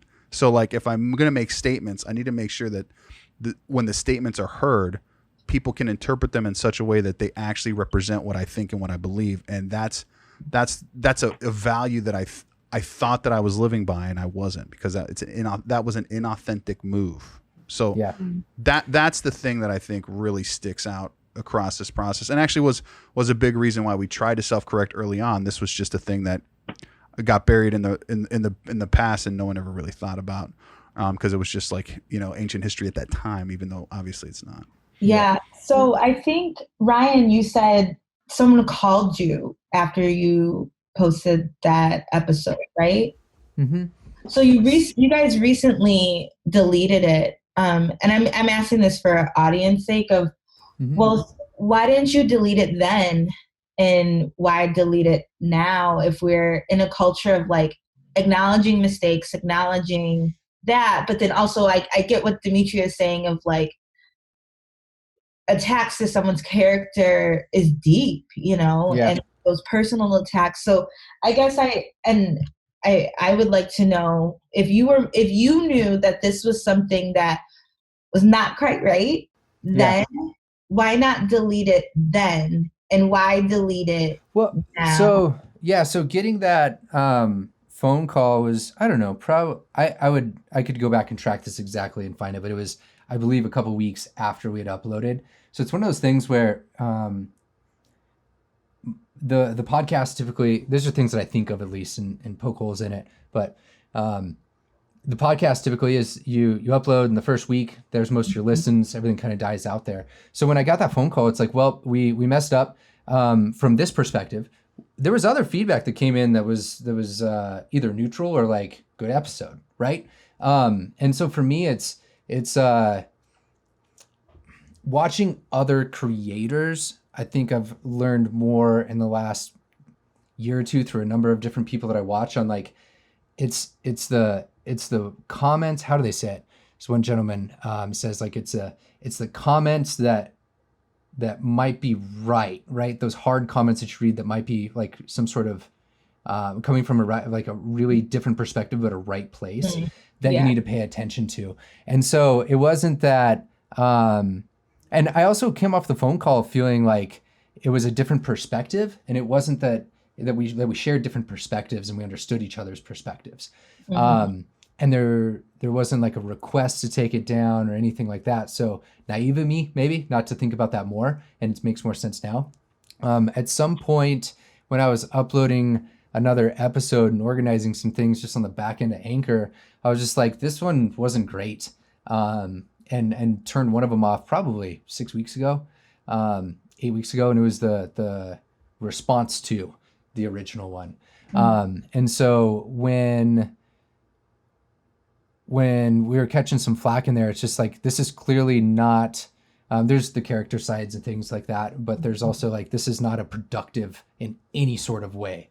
And so for me, it's retracting the simplest, quickest solution to no longer purporting things that are not helpful for the larger community. Like podcasting changes from an individual level to a cultural level of influence. Right. And so, that's also part of the reason that I uploaded something on DWBA about just like empathizing with like what the fuck is going on as a result of this George Floyd situation is, I don't know, like it's hard to figure out what to do and like where the actual source of control is for me. But it's at the time when I was sitting in front of that one episode, clicked undone. And then like the same thing with the video, it's just like, this has got to be done. And so that's where like things with a guest are like y'all, it's a lot easier to get some sort of feedback and certainty as to like whether or not something should go out, because we do the review process of listen to it back and make sure you're comfortable with it. Realizing that there's a risk of not, like when it's just the two of us and we were sorting it out and figuring out what we want to do, we had that risk that maybe wasn't noticed there, and I might need to build out a different process there. So like part of the reason of having Danielle start doing show notes is people requesting that, and there's a lot of resources we're recommending, but it's also like having another set of ears listen to this before it goes out is beneficial. So those I guess some things that I think of. Yeah. What do you have? I think like it's like when you were just talking, and this is me being open and real, like do it. Like I'm emotional. Like I almost want to cry because you are a good person. Dimitri, you are a good person. And we're just in this like attacky culture, and there are things that are not quite right? And we make mistakes. And I'm not saying like dismiss the mistakes, like I asked you the question, we put it out there, right? Yep. You acknowledged it. But also I think other people need to give people an opportunity to grow from their mistakes and to allow, I don't know what episode number you're on now. And in between that time, there's growth that has happened. And I wish as a society, we would be more accepting to a growth mindset than you did this and you're canceled mindset. And that's what I feel like, you were like worried about, of like how you're getting portrayed. You realize you have a larger influence on the culture, but also recognizing that we shouldn't make people feel bad for making mistakes. Well, yeah, I think too, missing that growth. I would say that the feeling bad. Go ahead. I'm sorry. I was going to say, I think too, what at least I hear, and I just want to preface by saying I didn't hear the episode, and when I saw, some of the posts and stuff like that, honestly, I just wasn't. I don't want to say like I wasn't interested, but I didn't want to hear it, and I didn't want it to have any kind of influence on like the present that like I was gonna bring to this, because honestly, like literally, Ryan, like only thing I know about you is when I was, on your show before, when we were, for the ABA practitioners impacted by the military. Like that was it. But I know for me, like one of the things that, kind of to your point, Adrienne, that I do struggle with is this whole cancel culture. It's something I'm so deeply conflicted by, and not just with like social media or anything. Like I literally, have, a particular family member that has done horrific things. And because I have knowledge of that, they are nothing to me.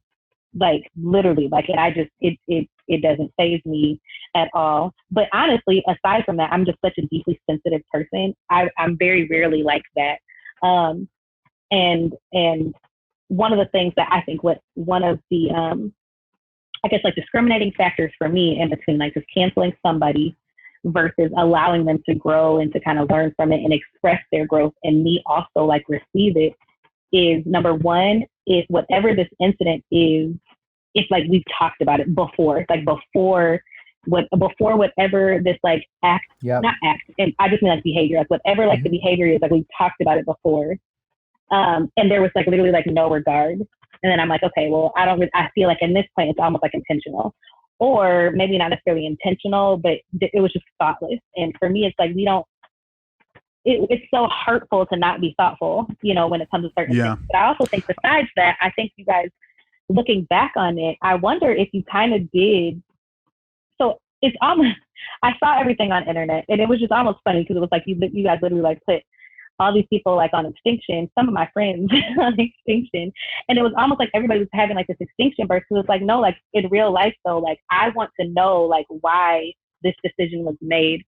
And I also have, engaged in some arguing behavior this last week.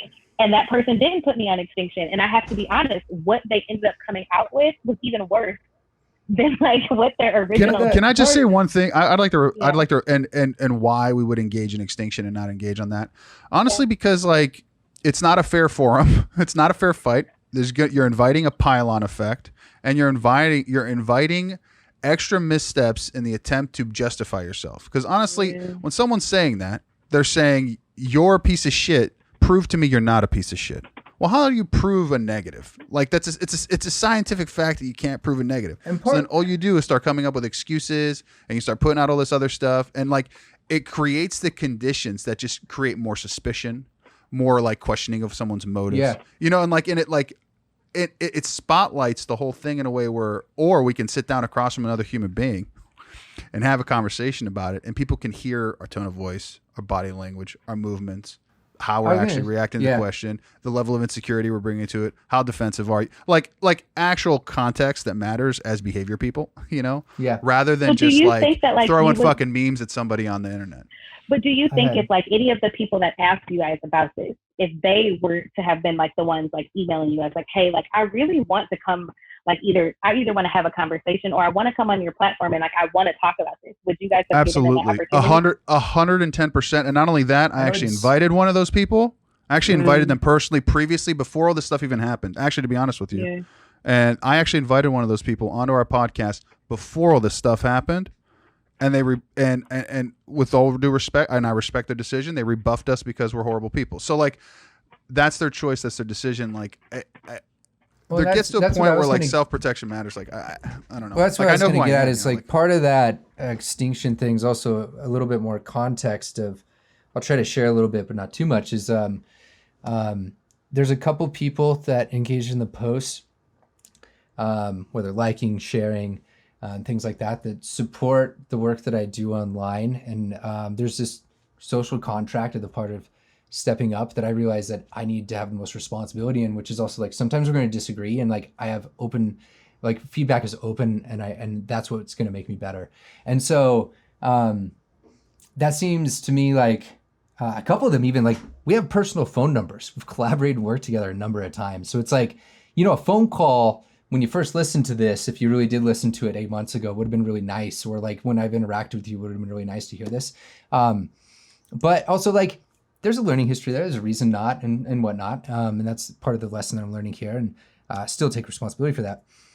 But the other side is like I've specifically tried to collaborate with one of the people on there that was part of it. And it was clearly when I woke up with 3 or 4 different posts in different locations across Facebook that were not their own groups and things like that. It's like, clearly this is a coordinated thing. And I've actually invited them prior to share things. They said no. So for me, it was kind of like, you know, I made a reach out. Maybe it wasn't clear enough or whatnot to collaborate, or maybe it was a deliberate decision, just kind of socially kind of sidestepped that I didn't notice in the moment of like, no thanks, I'm good. I don't want to associate with that.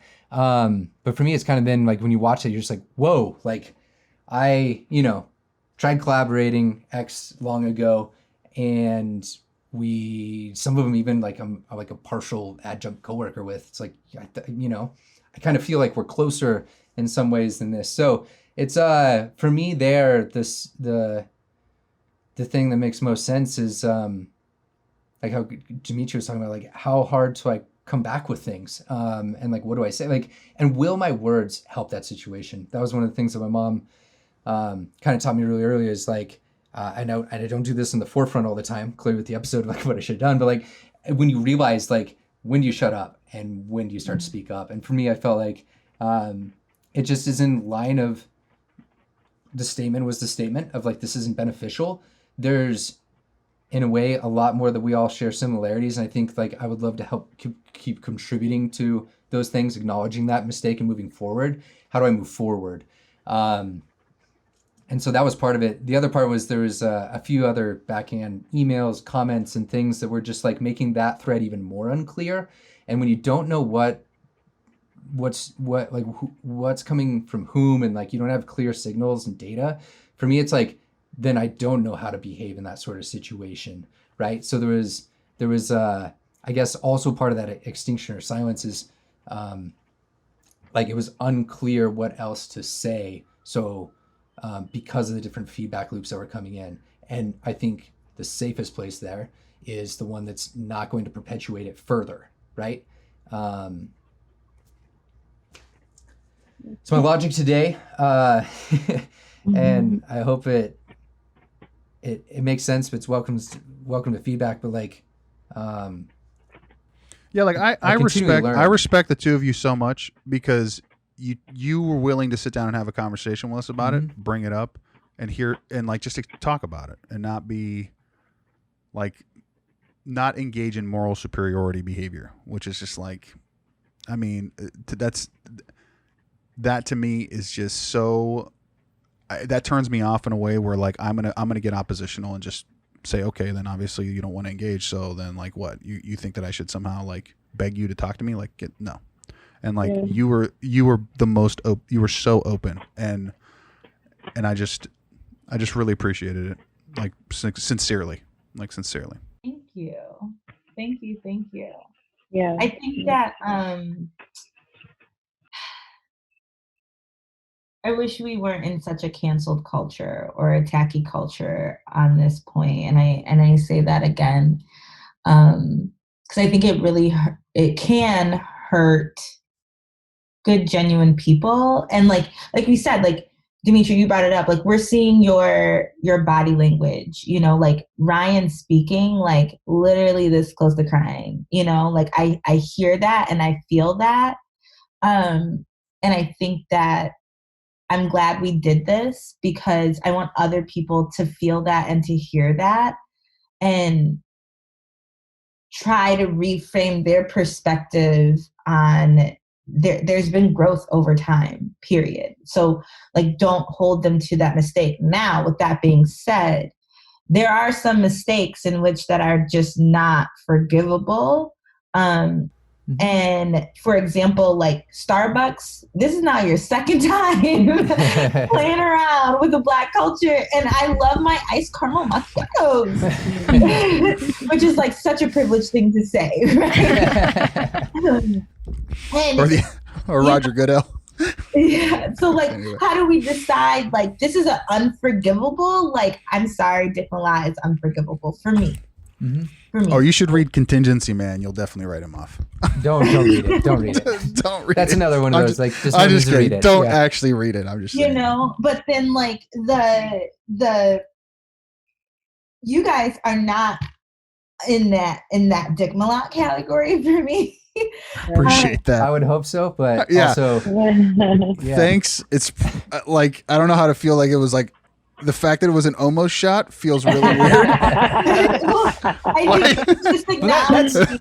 Like, whoa, It's more really? That's so how that went? acknowledging Okay. How do we decide what is unforgivable and Yeah. what is forgivable, and growth and education and perspective is all that was needed there. For sure. And how do we decide that? So I don't mean to make that a shot. See, we said at the top of the episode that one of us was going to fuck up. No, I don't take what you just said as a shot. I think that it's like, listen, and I think that's going back to what we're talking about, goodness and badness, and like, you know, how do you know the nature of the good? How do you know the nature of the bad? How do you know the magnitude of someone's intention? How do you know whether or not they're irredeemable, right? Because I mean, like, those are the types of questions that we are asking when we're talking about something like cancel culture. I mean, like you were mentioning before, like you have a family member. Like, I've spoken to my father 3 times in 25 years. Like, I wrote his ass off. Like, so I mean, I understand irredeemable people, like personally. Okay. Yeah. And like part of it, you know, when I think about it, is that ultimately I think what it boils down to too is like, for you as a person, whether or not you believe that you're irredeemable and whether you'll accept that too. I think that plays a big key. Cause I mean, again, not to abdicate anything that we just talked about, but like I felt very, I think the hardest part for me was that someone would have the wrong perception of who I am rather than what we've been trying to accomplish in the words that we've been saying and the meetups and the support groups we've been trying to do and like all the other stuff, and and feeding into that perception. I never once questioned whether or not I was irredeemable. That's actually who I was, you know. And I don't know if a lot of people have the strength of mind and the strength of self to be able to withstand that, because it, like, that was intense. I was really surprised by like how ruthless it felt. And now that I know about it, and honestly, a thing that I'm really taking away from this is like, I'm going to be a lot more sensitive about calling other people out for their shit, honestly, because that is something that I do a lot too. Like, but I call them on like bullshit arguments. I don't necessarily try to eliminate or eliminate their ability to work. But I mean, like, I definitely think that giving people the benefit of the doubt a lot more when you're talking to them and assuming good intentions out front might be naive and bite you in the ass 1 out of 100, but I think 99 times it'll end up being a lot more positive. Because I think initially, going back to the emails that you were talking about too, is that like, you know, it started out beforehand, but you know, we weren't sure how this conversation was going to go. You know, everybody was taking a risk here. You know what I mean? Yeah. And but I also didn't want it to go completely unaddressed because, like, because it's the record, it's not, I wanted to set we need to set the record straight. Like, this is an unacceptable outcome. Like, we cannot let this persist. So it's just good. I honestly, like, again, like, your perspectives really help frame this, because like you get the illusion that everyone's feeling, you know, a certain kind of way. And then it becomes this like groupthink mindset. Yeah. And you're like, is this even like a barrier you can even break through? So then, like, if you can't even change it, fuck it. Like, why would you even want to go in and engage it at that point? So that's also kind of the fear on the other end of the screen when you're looking at it too. So yeah, I don't know what the answer is, man. I don't know what the answer is. Who can define what the goodness of a thing is, right? I know for me, like, I mean, honestly, anybody that knows me can attest, I am so deeply sensitive. Like, I mean, just about anything can hurt my feelings. Like, honest to God, like, I'm truly working on that in therapy. Thank God. But I think for me, one of the things that kind of determines like if somebody's like for real canceled, or what is, again, like how egregious whatever the thing is, which of course is subjective, but also again, like how they are actually responding to feedback about it. And even, which I don't really want to talk about, but even like with the incident, like with me and everything like online, I literally was in this person's inbox extending myself, like, please, like, let's meet up. Let's talk about it. Like, and there was no, I'll say, from my frame of reference, I'll just say that was not reinforced. I'll leave it at that. And it's like, oh, wow. But you can literally ask my fiance. I was literally feeling bad for nothing. And I don't even want to get on that Like I was literally like almost like in tears because I knew because I know how society works. I knew how I was going to look in this. And I felt so bad. And I'm literally in this person. I'm like, please, like, let's meet up. I have these resources. I have this, that, and the other. And there was, again, none of that touched any reinforcement. And like, she knows you though. Yeah, and I'm not even going to bring it up, but I'm just going to, and so for me, it's like, so in my mind, I'm like, okay, well, that's like a little bit that if, and I'm not saying I do, if I decided like that person's canceled, in my mind, I'm like, okay, like that's justifiable to me. I don't think everybody else, maybe should do that, but to me. But I think that's because I also know myself. Like, I mean, literally, I'm the person that I will like literally cuss you out, and 2 seconds later, I'll feel like conviction about it, and I'll be like, yo, I fucked up. I really shouldn't have cussed you out, like you really, or whatever. Like, and not to say that that's how I felt in that instance, but it's just, I said that to say, I cannot express to you guys how sensitive I am. Like, and I really take into account my sensitivity, like when I'm addressing certain people, really all people, especially online. And I do think you're right though, Adrienne, like there does have to be some kind of like discrimination between like cancel culture and redemption. And Demetria, like you said, I think at the core of us, we're all, I hope, at least like worthy of redemption. But I also think it's about the work that we put in order to be redeemed. Like the person in my family literally died not feeling sorry for the horrible things that they had done for most of their life. Like they didn't feel anything. So it's like, no, like you're canceled, like whatever. And to be honest, me canceling them did not affect them one bit. So it's not like I think I have this self-importance of like, that I'm like making this like this last thing. Like they don't give a fuck, and that's fine. So I don't know, that it is, that's a good question about like, how do you discriminate between that? Mm-hmm. I don't know.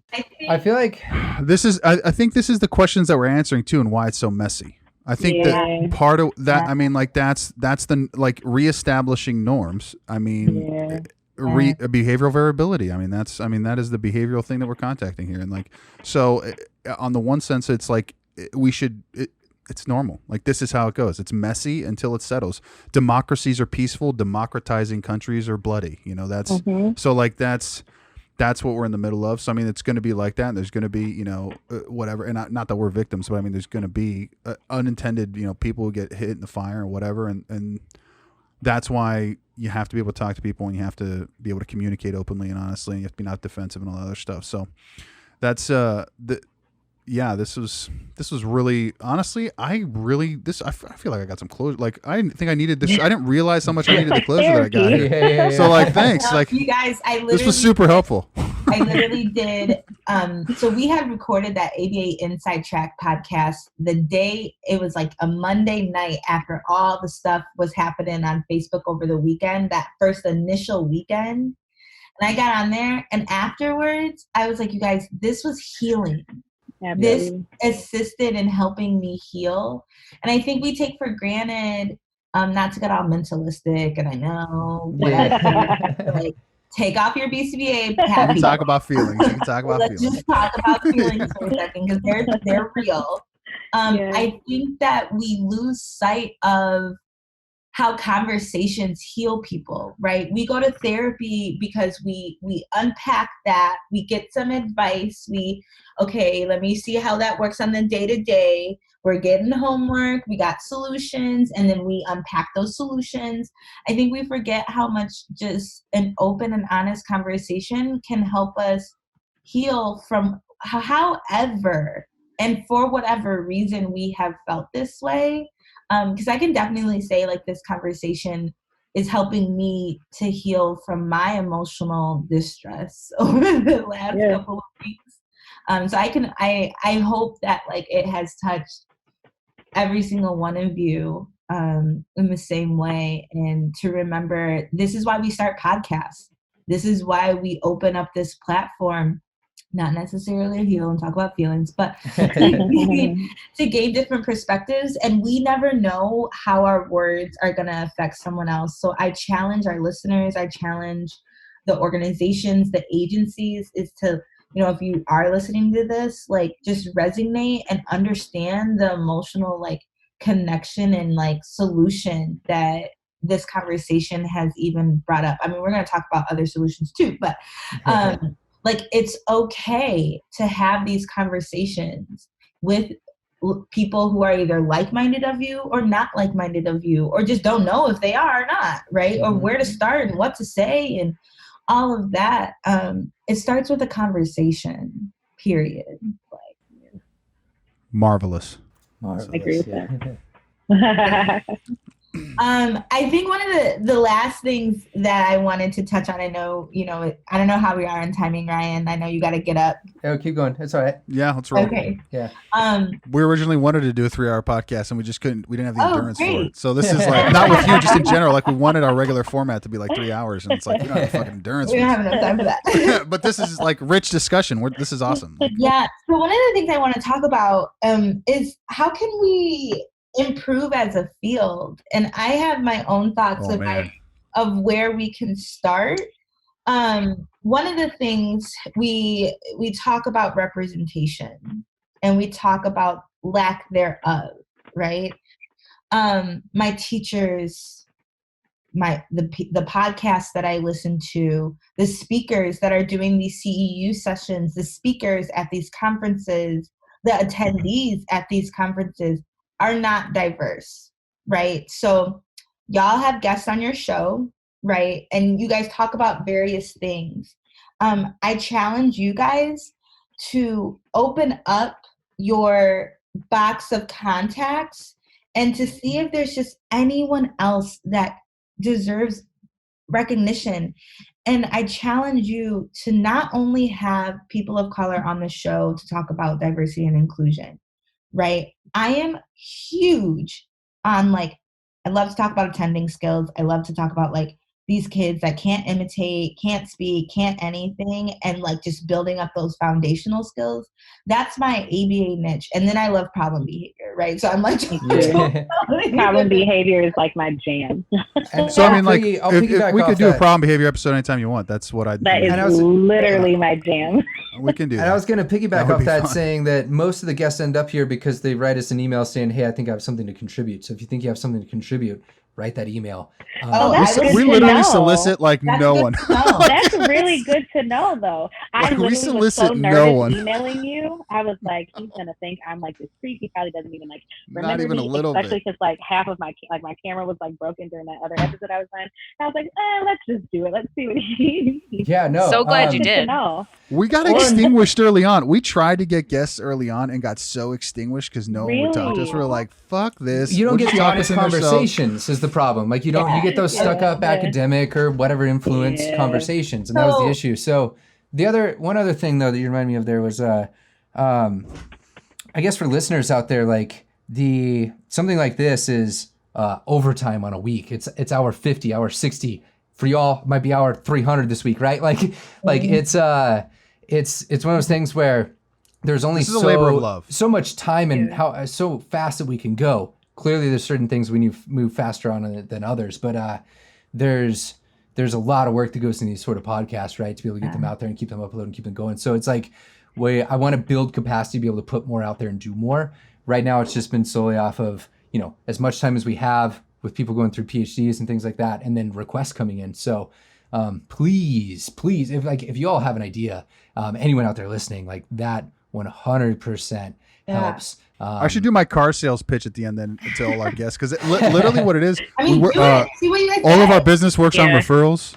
Yeah. So please, if you know anybody who might be interested and want to talk about a particular topic, please. Yeah. Like and if we ever, we're looking to make a client, not a customer. I love that. I guess part of that is if we have 100 of these come from this conversation, I might post that because it's like, hey, we now have 2 years of episodes stacked up. Like there's limitations, I guess, sometimes to those that are hard to see if you're not behind the scenes making them. So, but I think from a systems perspective, I want to answer your question more directly though from a systems perspective. Okay. Because I think a lot of it, I think part of it has to do with decisions that people make on an individual level for how they provide their time and who they dedicate it to, and the things that matter in that way, and mentorship and that kind of thing. One of the things that pressed upon me in our first interaction, and that's why immediately my ears kind of popped up, is talking about how people who struggle to pass the test, or people who because of whatever situation, circumstance they're experiencing. And like what that tells me is that there's a limited amount of mentorship in that community if it's disproportionately affecting them in that way, right? So then, like, that's I think from a systemic perspective, that could be a way that you should extend who you are, what you're doing with, who you're working with, how you're going about things, so you can start bringing people up into the wings like they do in every other industry. I mean, like, that's a very important piece that I think everybody has an obligation to. That's a thing that I try to be very good about, but and I think that it's a thing that is it's just very neglected from the notion of feeling obligated to do it, because I do think it's an obligation. Yeah. So, to answer a little bit more directly to the systems perspective, part of my disdain, most of my disdain for the field is like the systems that have been set up to date. And like I said earlier, like there's so many things that need a rehaul. Like when you all were talking on your episode about the lack of diversity, inclusion, sort of training as part of the BCBA, like, yes, like it's like, and how is it? Yeah. Like there's, it's 2020. Come on. Well, yeah. And like the very field of alleviating human suffering and like treating people like humans and working with them, like how do you commit that mistake? And if you do, whatever, like we like, how do we continue to let that not be a priority when it's like really at the end of the day, in the heart and soul of behaviorists, right, is to be inclusive and representative of like a person's circumstances and what's going on to them. I feel like it's this really, if I could point to one thing, I feel like it's this lack of, like we're really good at individual behavior and teaching, I think, relatively well at looking at individual behavior, but cultural stuff is just freaking hard. There's a lack of training resources. There's some stuff out there on meta contingencies and systems analysis, and I do not want to discredit the work that's out there. There's some amazing stuff, but it's like we haven't figured out how to kind of systemize and teach paying attention to all these cultural variables. And actually, I'm going to push back on that because I think that the work isn't great. I think the work has been repetitive.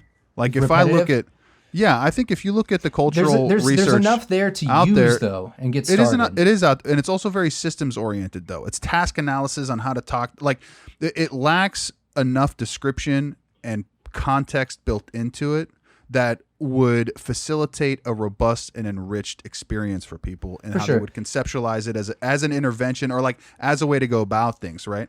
So like if I think about like if I pick up an ABLES like and I look up communication in FCT, like do I really understand the dynamics that go into that? And like no. But if I pick up something like an EFL that has a whole narrative that describes kind of like the interaction in detail and what should look like, and then on the side of it, it also has the metrics. That's a much richer, more robust thing. And from my experience with the literature, it's a very heady, very macro contingency heavy, and a lot less like real talk, how to deal with people and building and filling in some of those social skills and soft skills that are necessary for it to be successful. I would agree with that, and maybe refine it as the people that are largely in charge of like a lot of the contingencies that ended up shaping this culture, from conferences to publications to certification, know of those cultural things and have gone through PhD. Like I know people personally that know the value of these sort of things, and they're just not prioritized. And that's the part that like that's really fucking disheartens me. And like, if I'm being super honest, like the first 10 years or the 10 years I've been in the field, it's been this progression, like this arc of super into behavior analysis and thinking the world can be saved. And it just starts to go downhill as a result of like these systemic issues. And I do not experience systemic issues on the degree that y'all experience them and other people in society. But like, I get fucking disheartened to the point that they're extinguishing. They're extinguishing. Yeah. And like it makes me want to fucking cry. Like I want like it's like we have the ability and we fail. And we choose to fail. Yeah. And I think what got me, and I'm just gonna say it, is like you first came out with a statement saying that this wasn't your space, right? That you were just a credentialing board. And that then people started posting your response of like, that's not our space to touch on that. We're a credentialing board, but this isn't the first time. This isn't the second time. This isn't the third time. You know, like you said, there's been research that's out there, and as macro or surface level or whatever, you know, that has been or not been, it's still been put in your face and you're not prioritizing it. And I talk about it on my podcast. I say people on the surface level think that this is important, but then other things come up. You know, the focus of the BACB was that we have 50% of our certificates are 5 years or less. So we need to make sure that they're functioning ethically. We need to make sure that they got the knowledge. And all of that was prioritized more than making sure our people knew how to talk to their families, knew how to work with their coworkers, knew how to not tell a Latina mom, oh, that's what we're calling illegal immigrants now? That, right. You'll hear about that later. So why does everything else can get pushed aside, and all this, there's never going to be a right time. And here's the thing.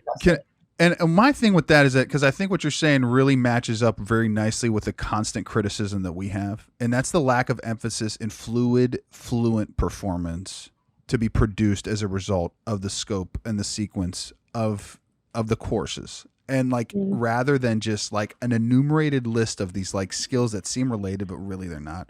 And like Tony Billen was talking about them, how they're like, there's 13 basically basic skills that you learn. I never really, because you look at the task list, it looks so gigantic, but holy shit, it is just really 13 things.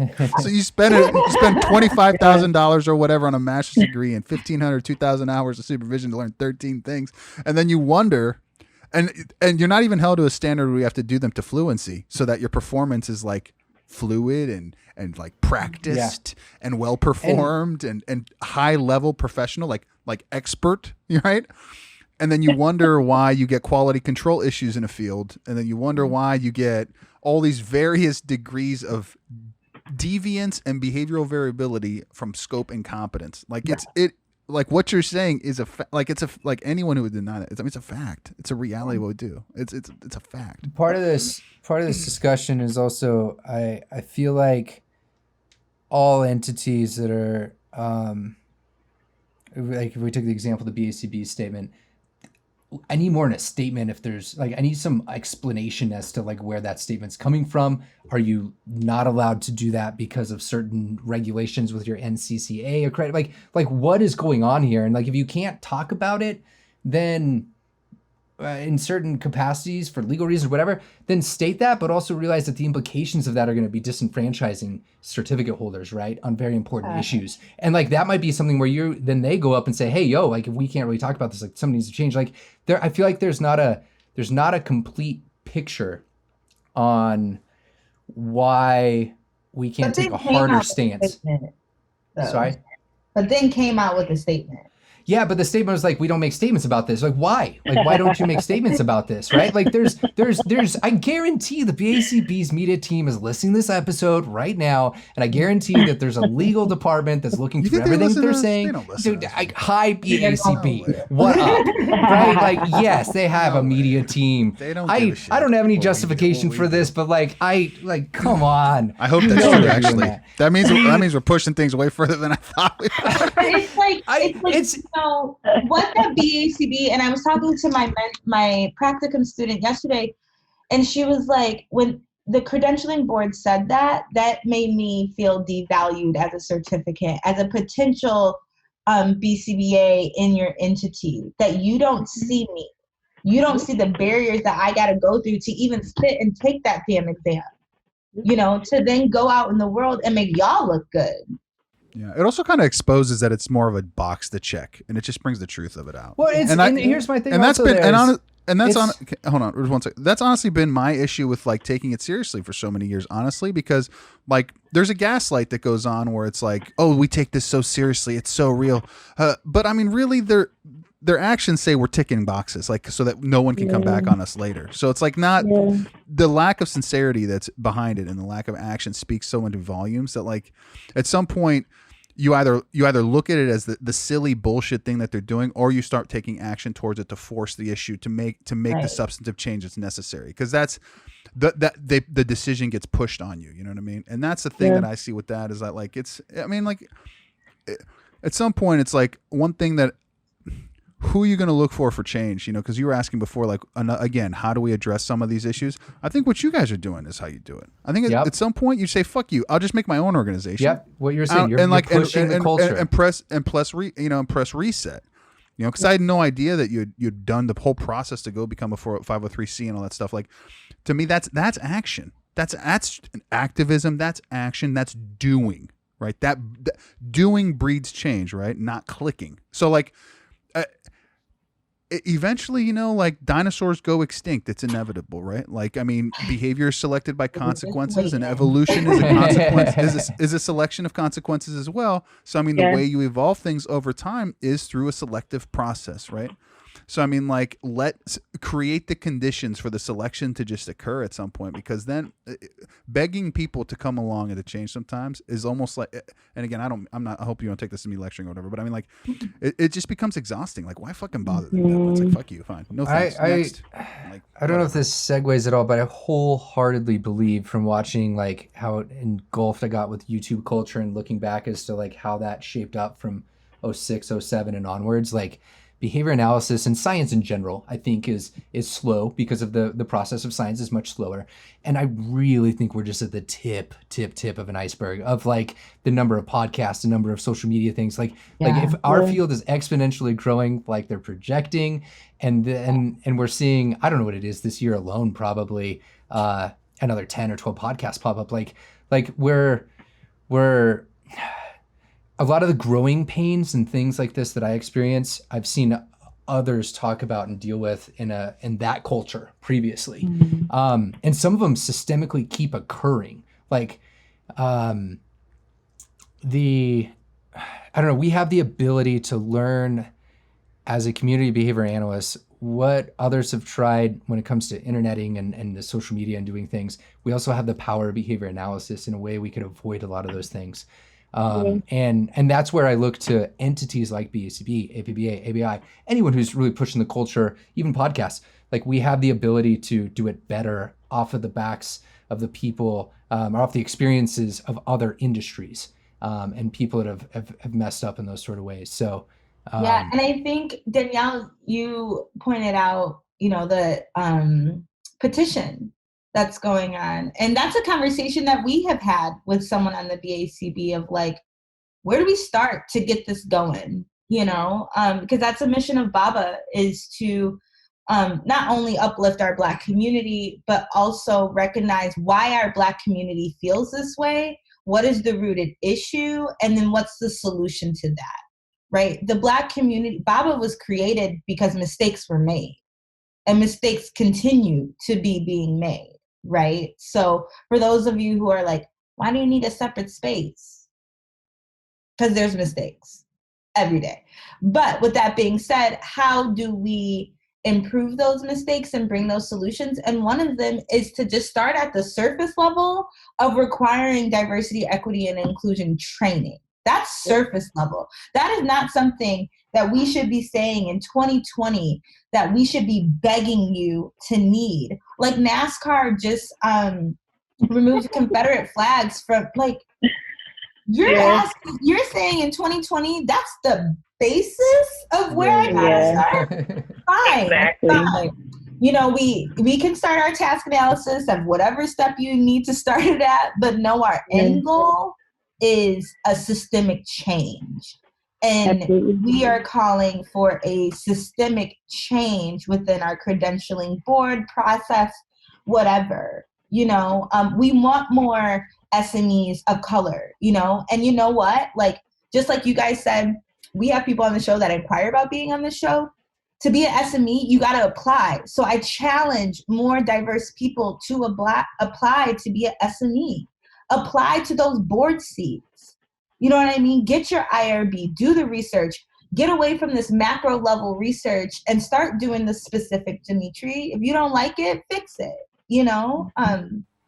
So do something about it. Like, we're all about shifting the research is a big piece of it. Honestly, shifting the research is what's going to shift the discussion on that level too. Because the ivory tower is kind of, that's a thing that we criticize on the show a lot. Like, I mean, the academic ivory tower is this like pillar of, man, out of touch seems generous. Like, Yeah.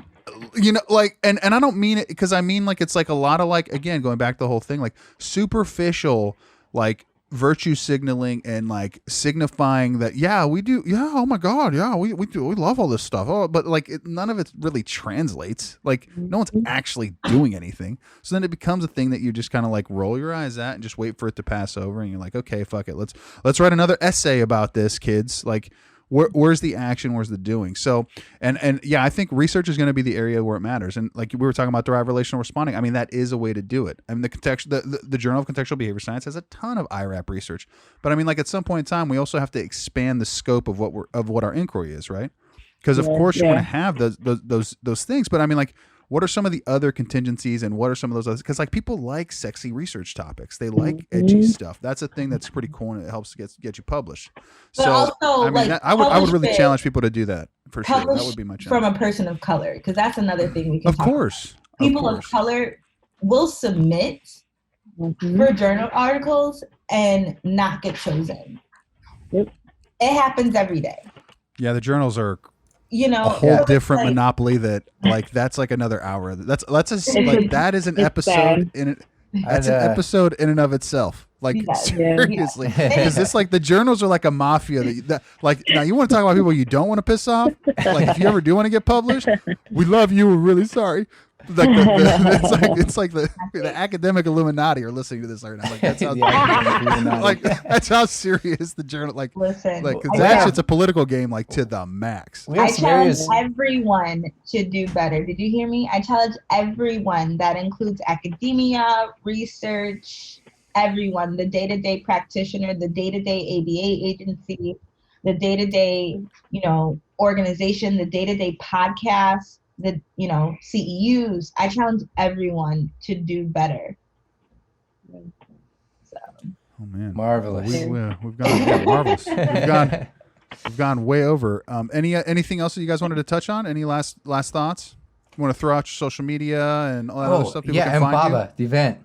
Yeah, cover that. Baba, we got a lot going on, guys. We have a lot of things coming up that we are very super excited about. Some people on the show are going to be very involved with that, so we'll touch on that later. But number one, we have a CEU event coming up July 7th with Tyra Sellers, and she's going to be talking about supervision in relations to DEI and what considerations we need to make and how to provide quality supervision. Because that's kind of where it starts a little bit there too, of how are we including some of this conversation in with our practicum students, to uplift them. Cool. So that'll be July 7th. We open up official membership in July as well. So we welcome our allies, our advocates, and, our Black practitioners as well to come get these very good benefits and these updated year 2 benefits that we're going to have. We're just so very excited. And then lastly, what everyone is going to be waiting for is our BABA conference. And we are going to have that conference here in Detroit at Wayne State University. And we actually just kind of revamped the name. So it's called the From Diversity and Inclusion to Building Our Own Table.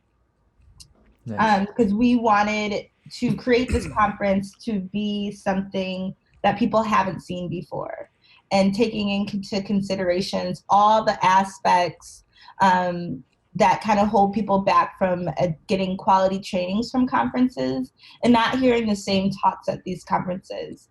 So we're going to have talks on OBM, climate change, sustainability, autism, problem behavior, health and fitness in ABA, technology in ABA, or how to, like Ryan, I would love to hear a talk on like, how can ABA be better innovative? Your team on location project, love it. Love the idea, love the concept. I thought about it yesterday when I was talking to somebody and I was like, team on location would really like this. But we want to be that space for people to come and to get all that knowledge. And so it'll be next June 19th through the 21st. And we're going to be calling for papers here in the next couple of weeks. So get your abstracts ready, and enjoy. Detroit's gonna be amazing. Everyone's gonna be so shocked. I'm so excited. And I'm excited for Camille to come home. I know, me too. I can't wait.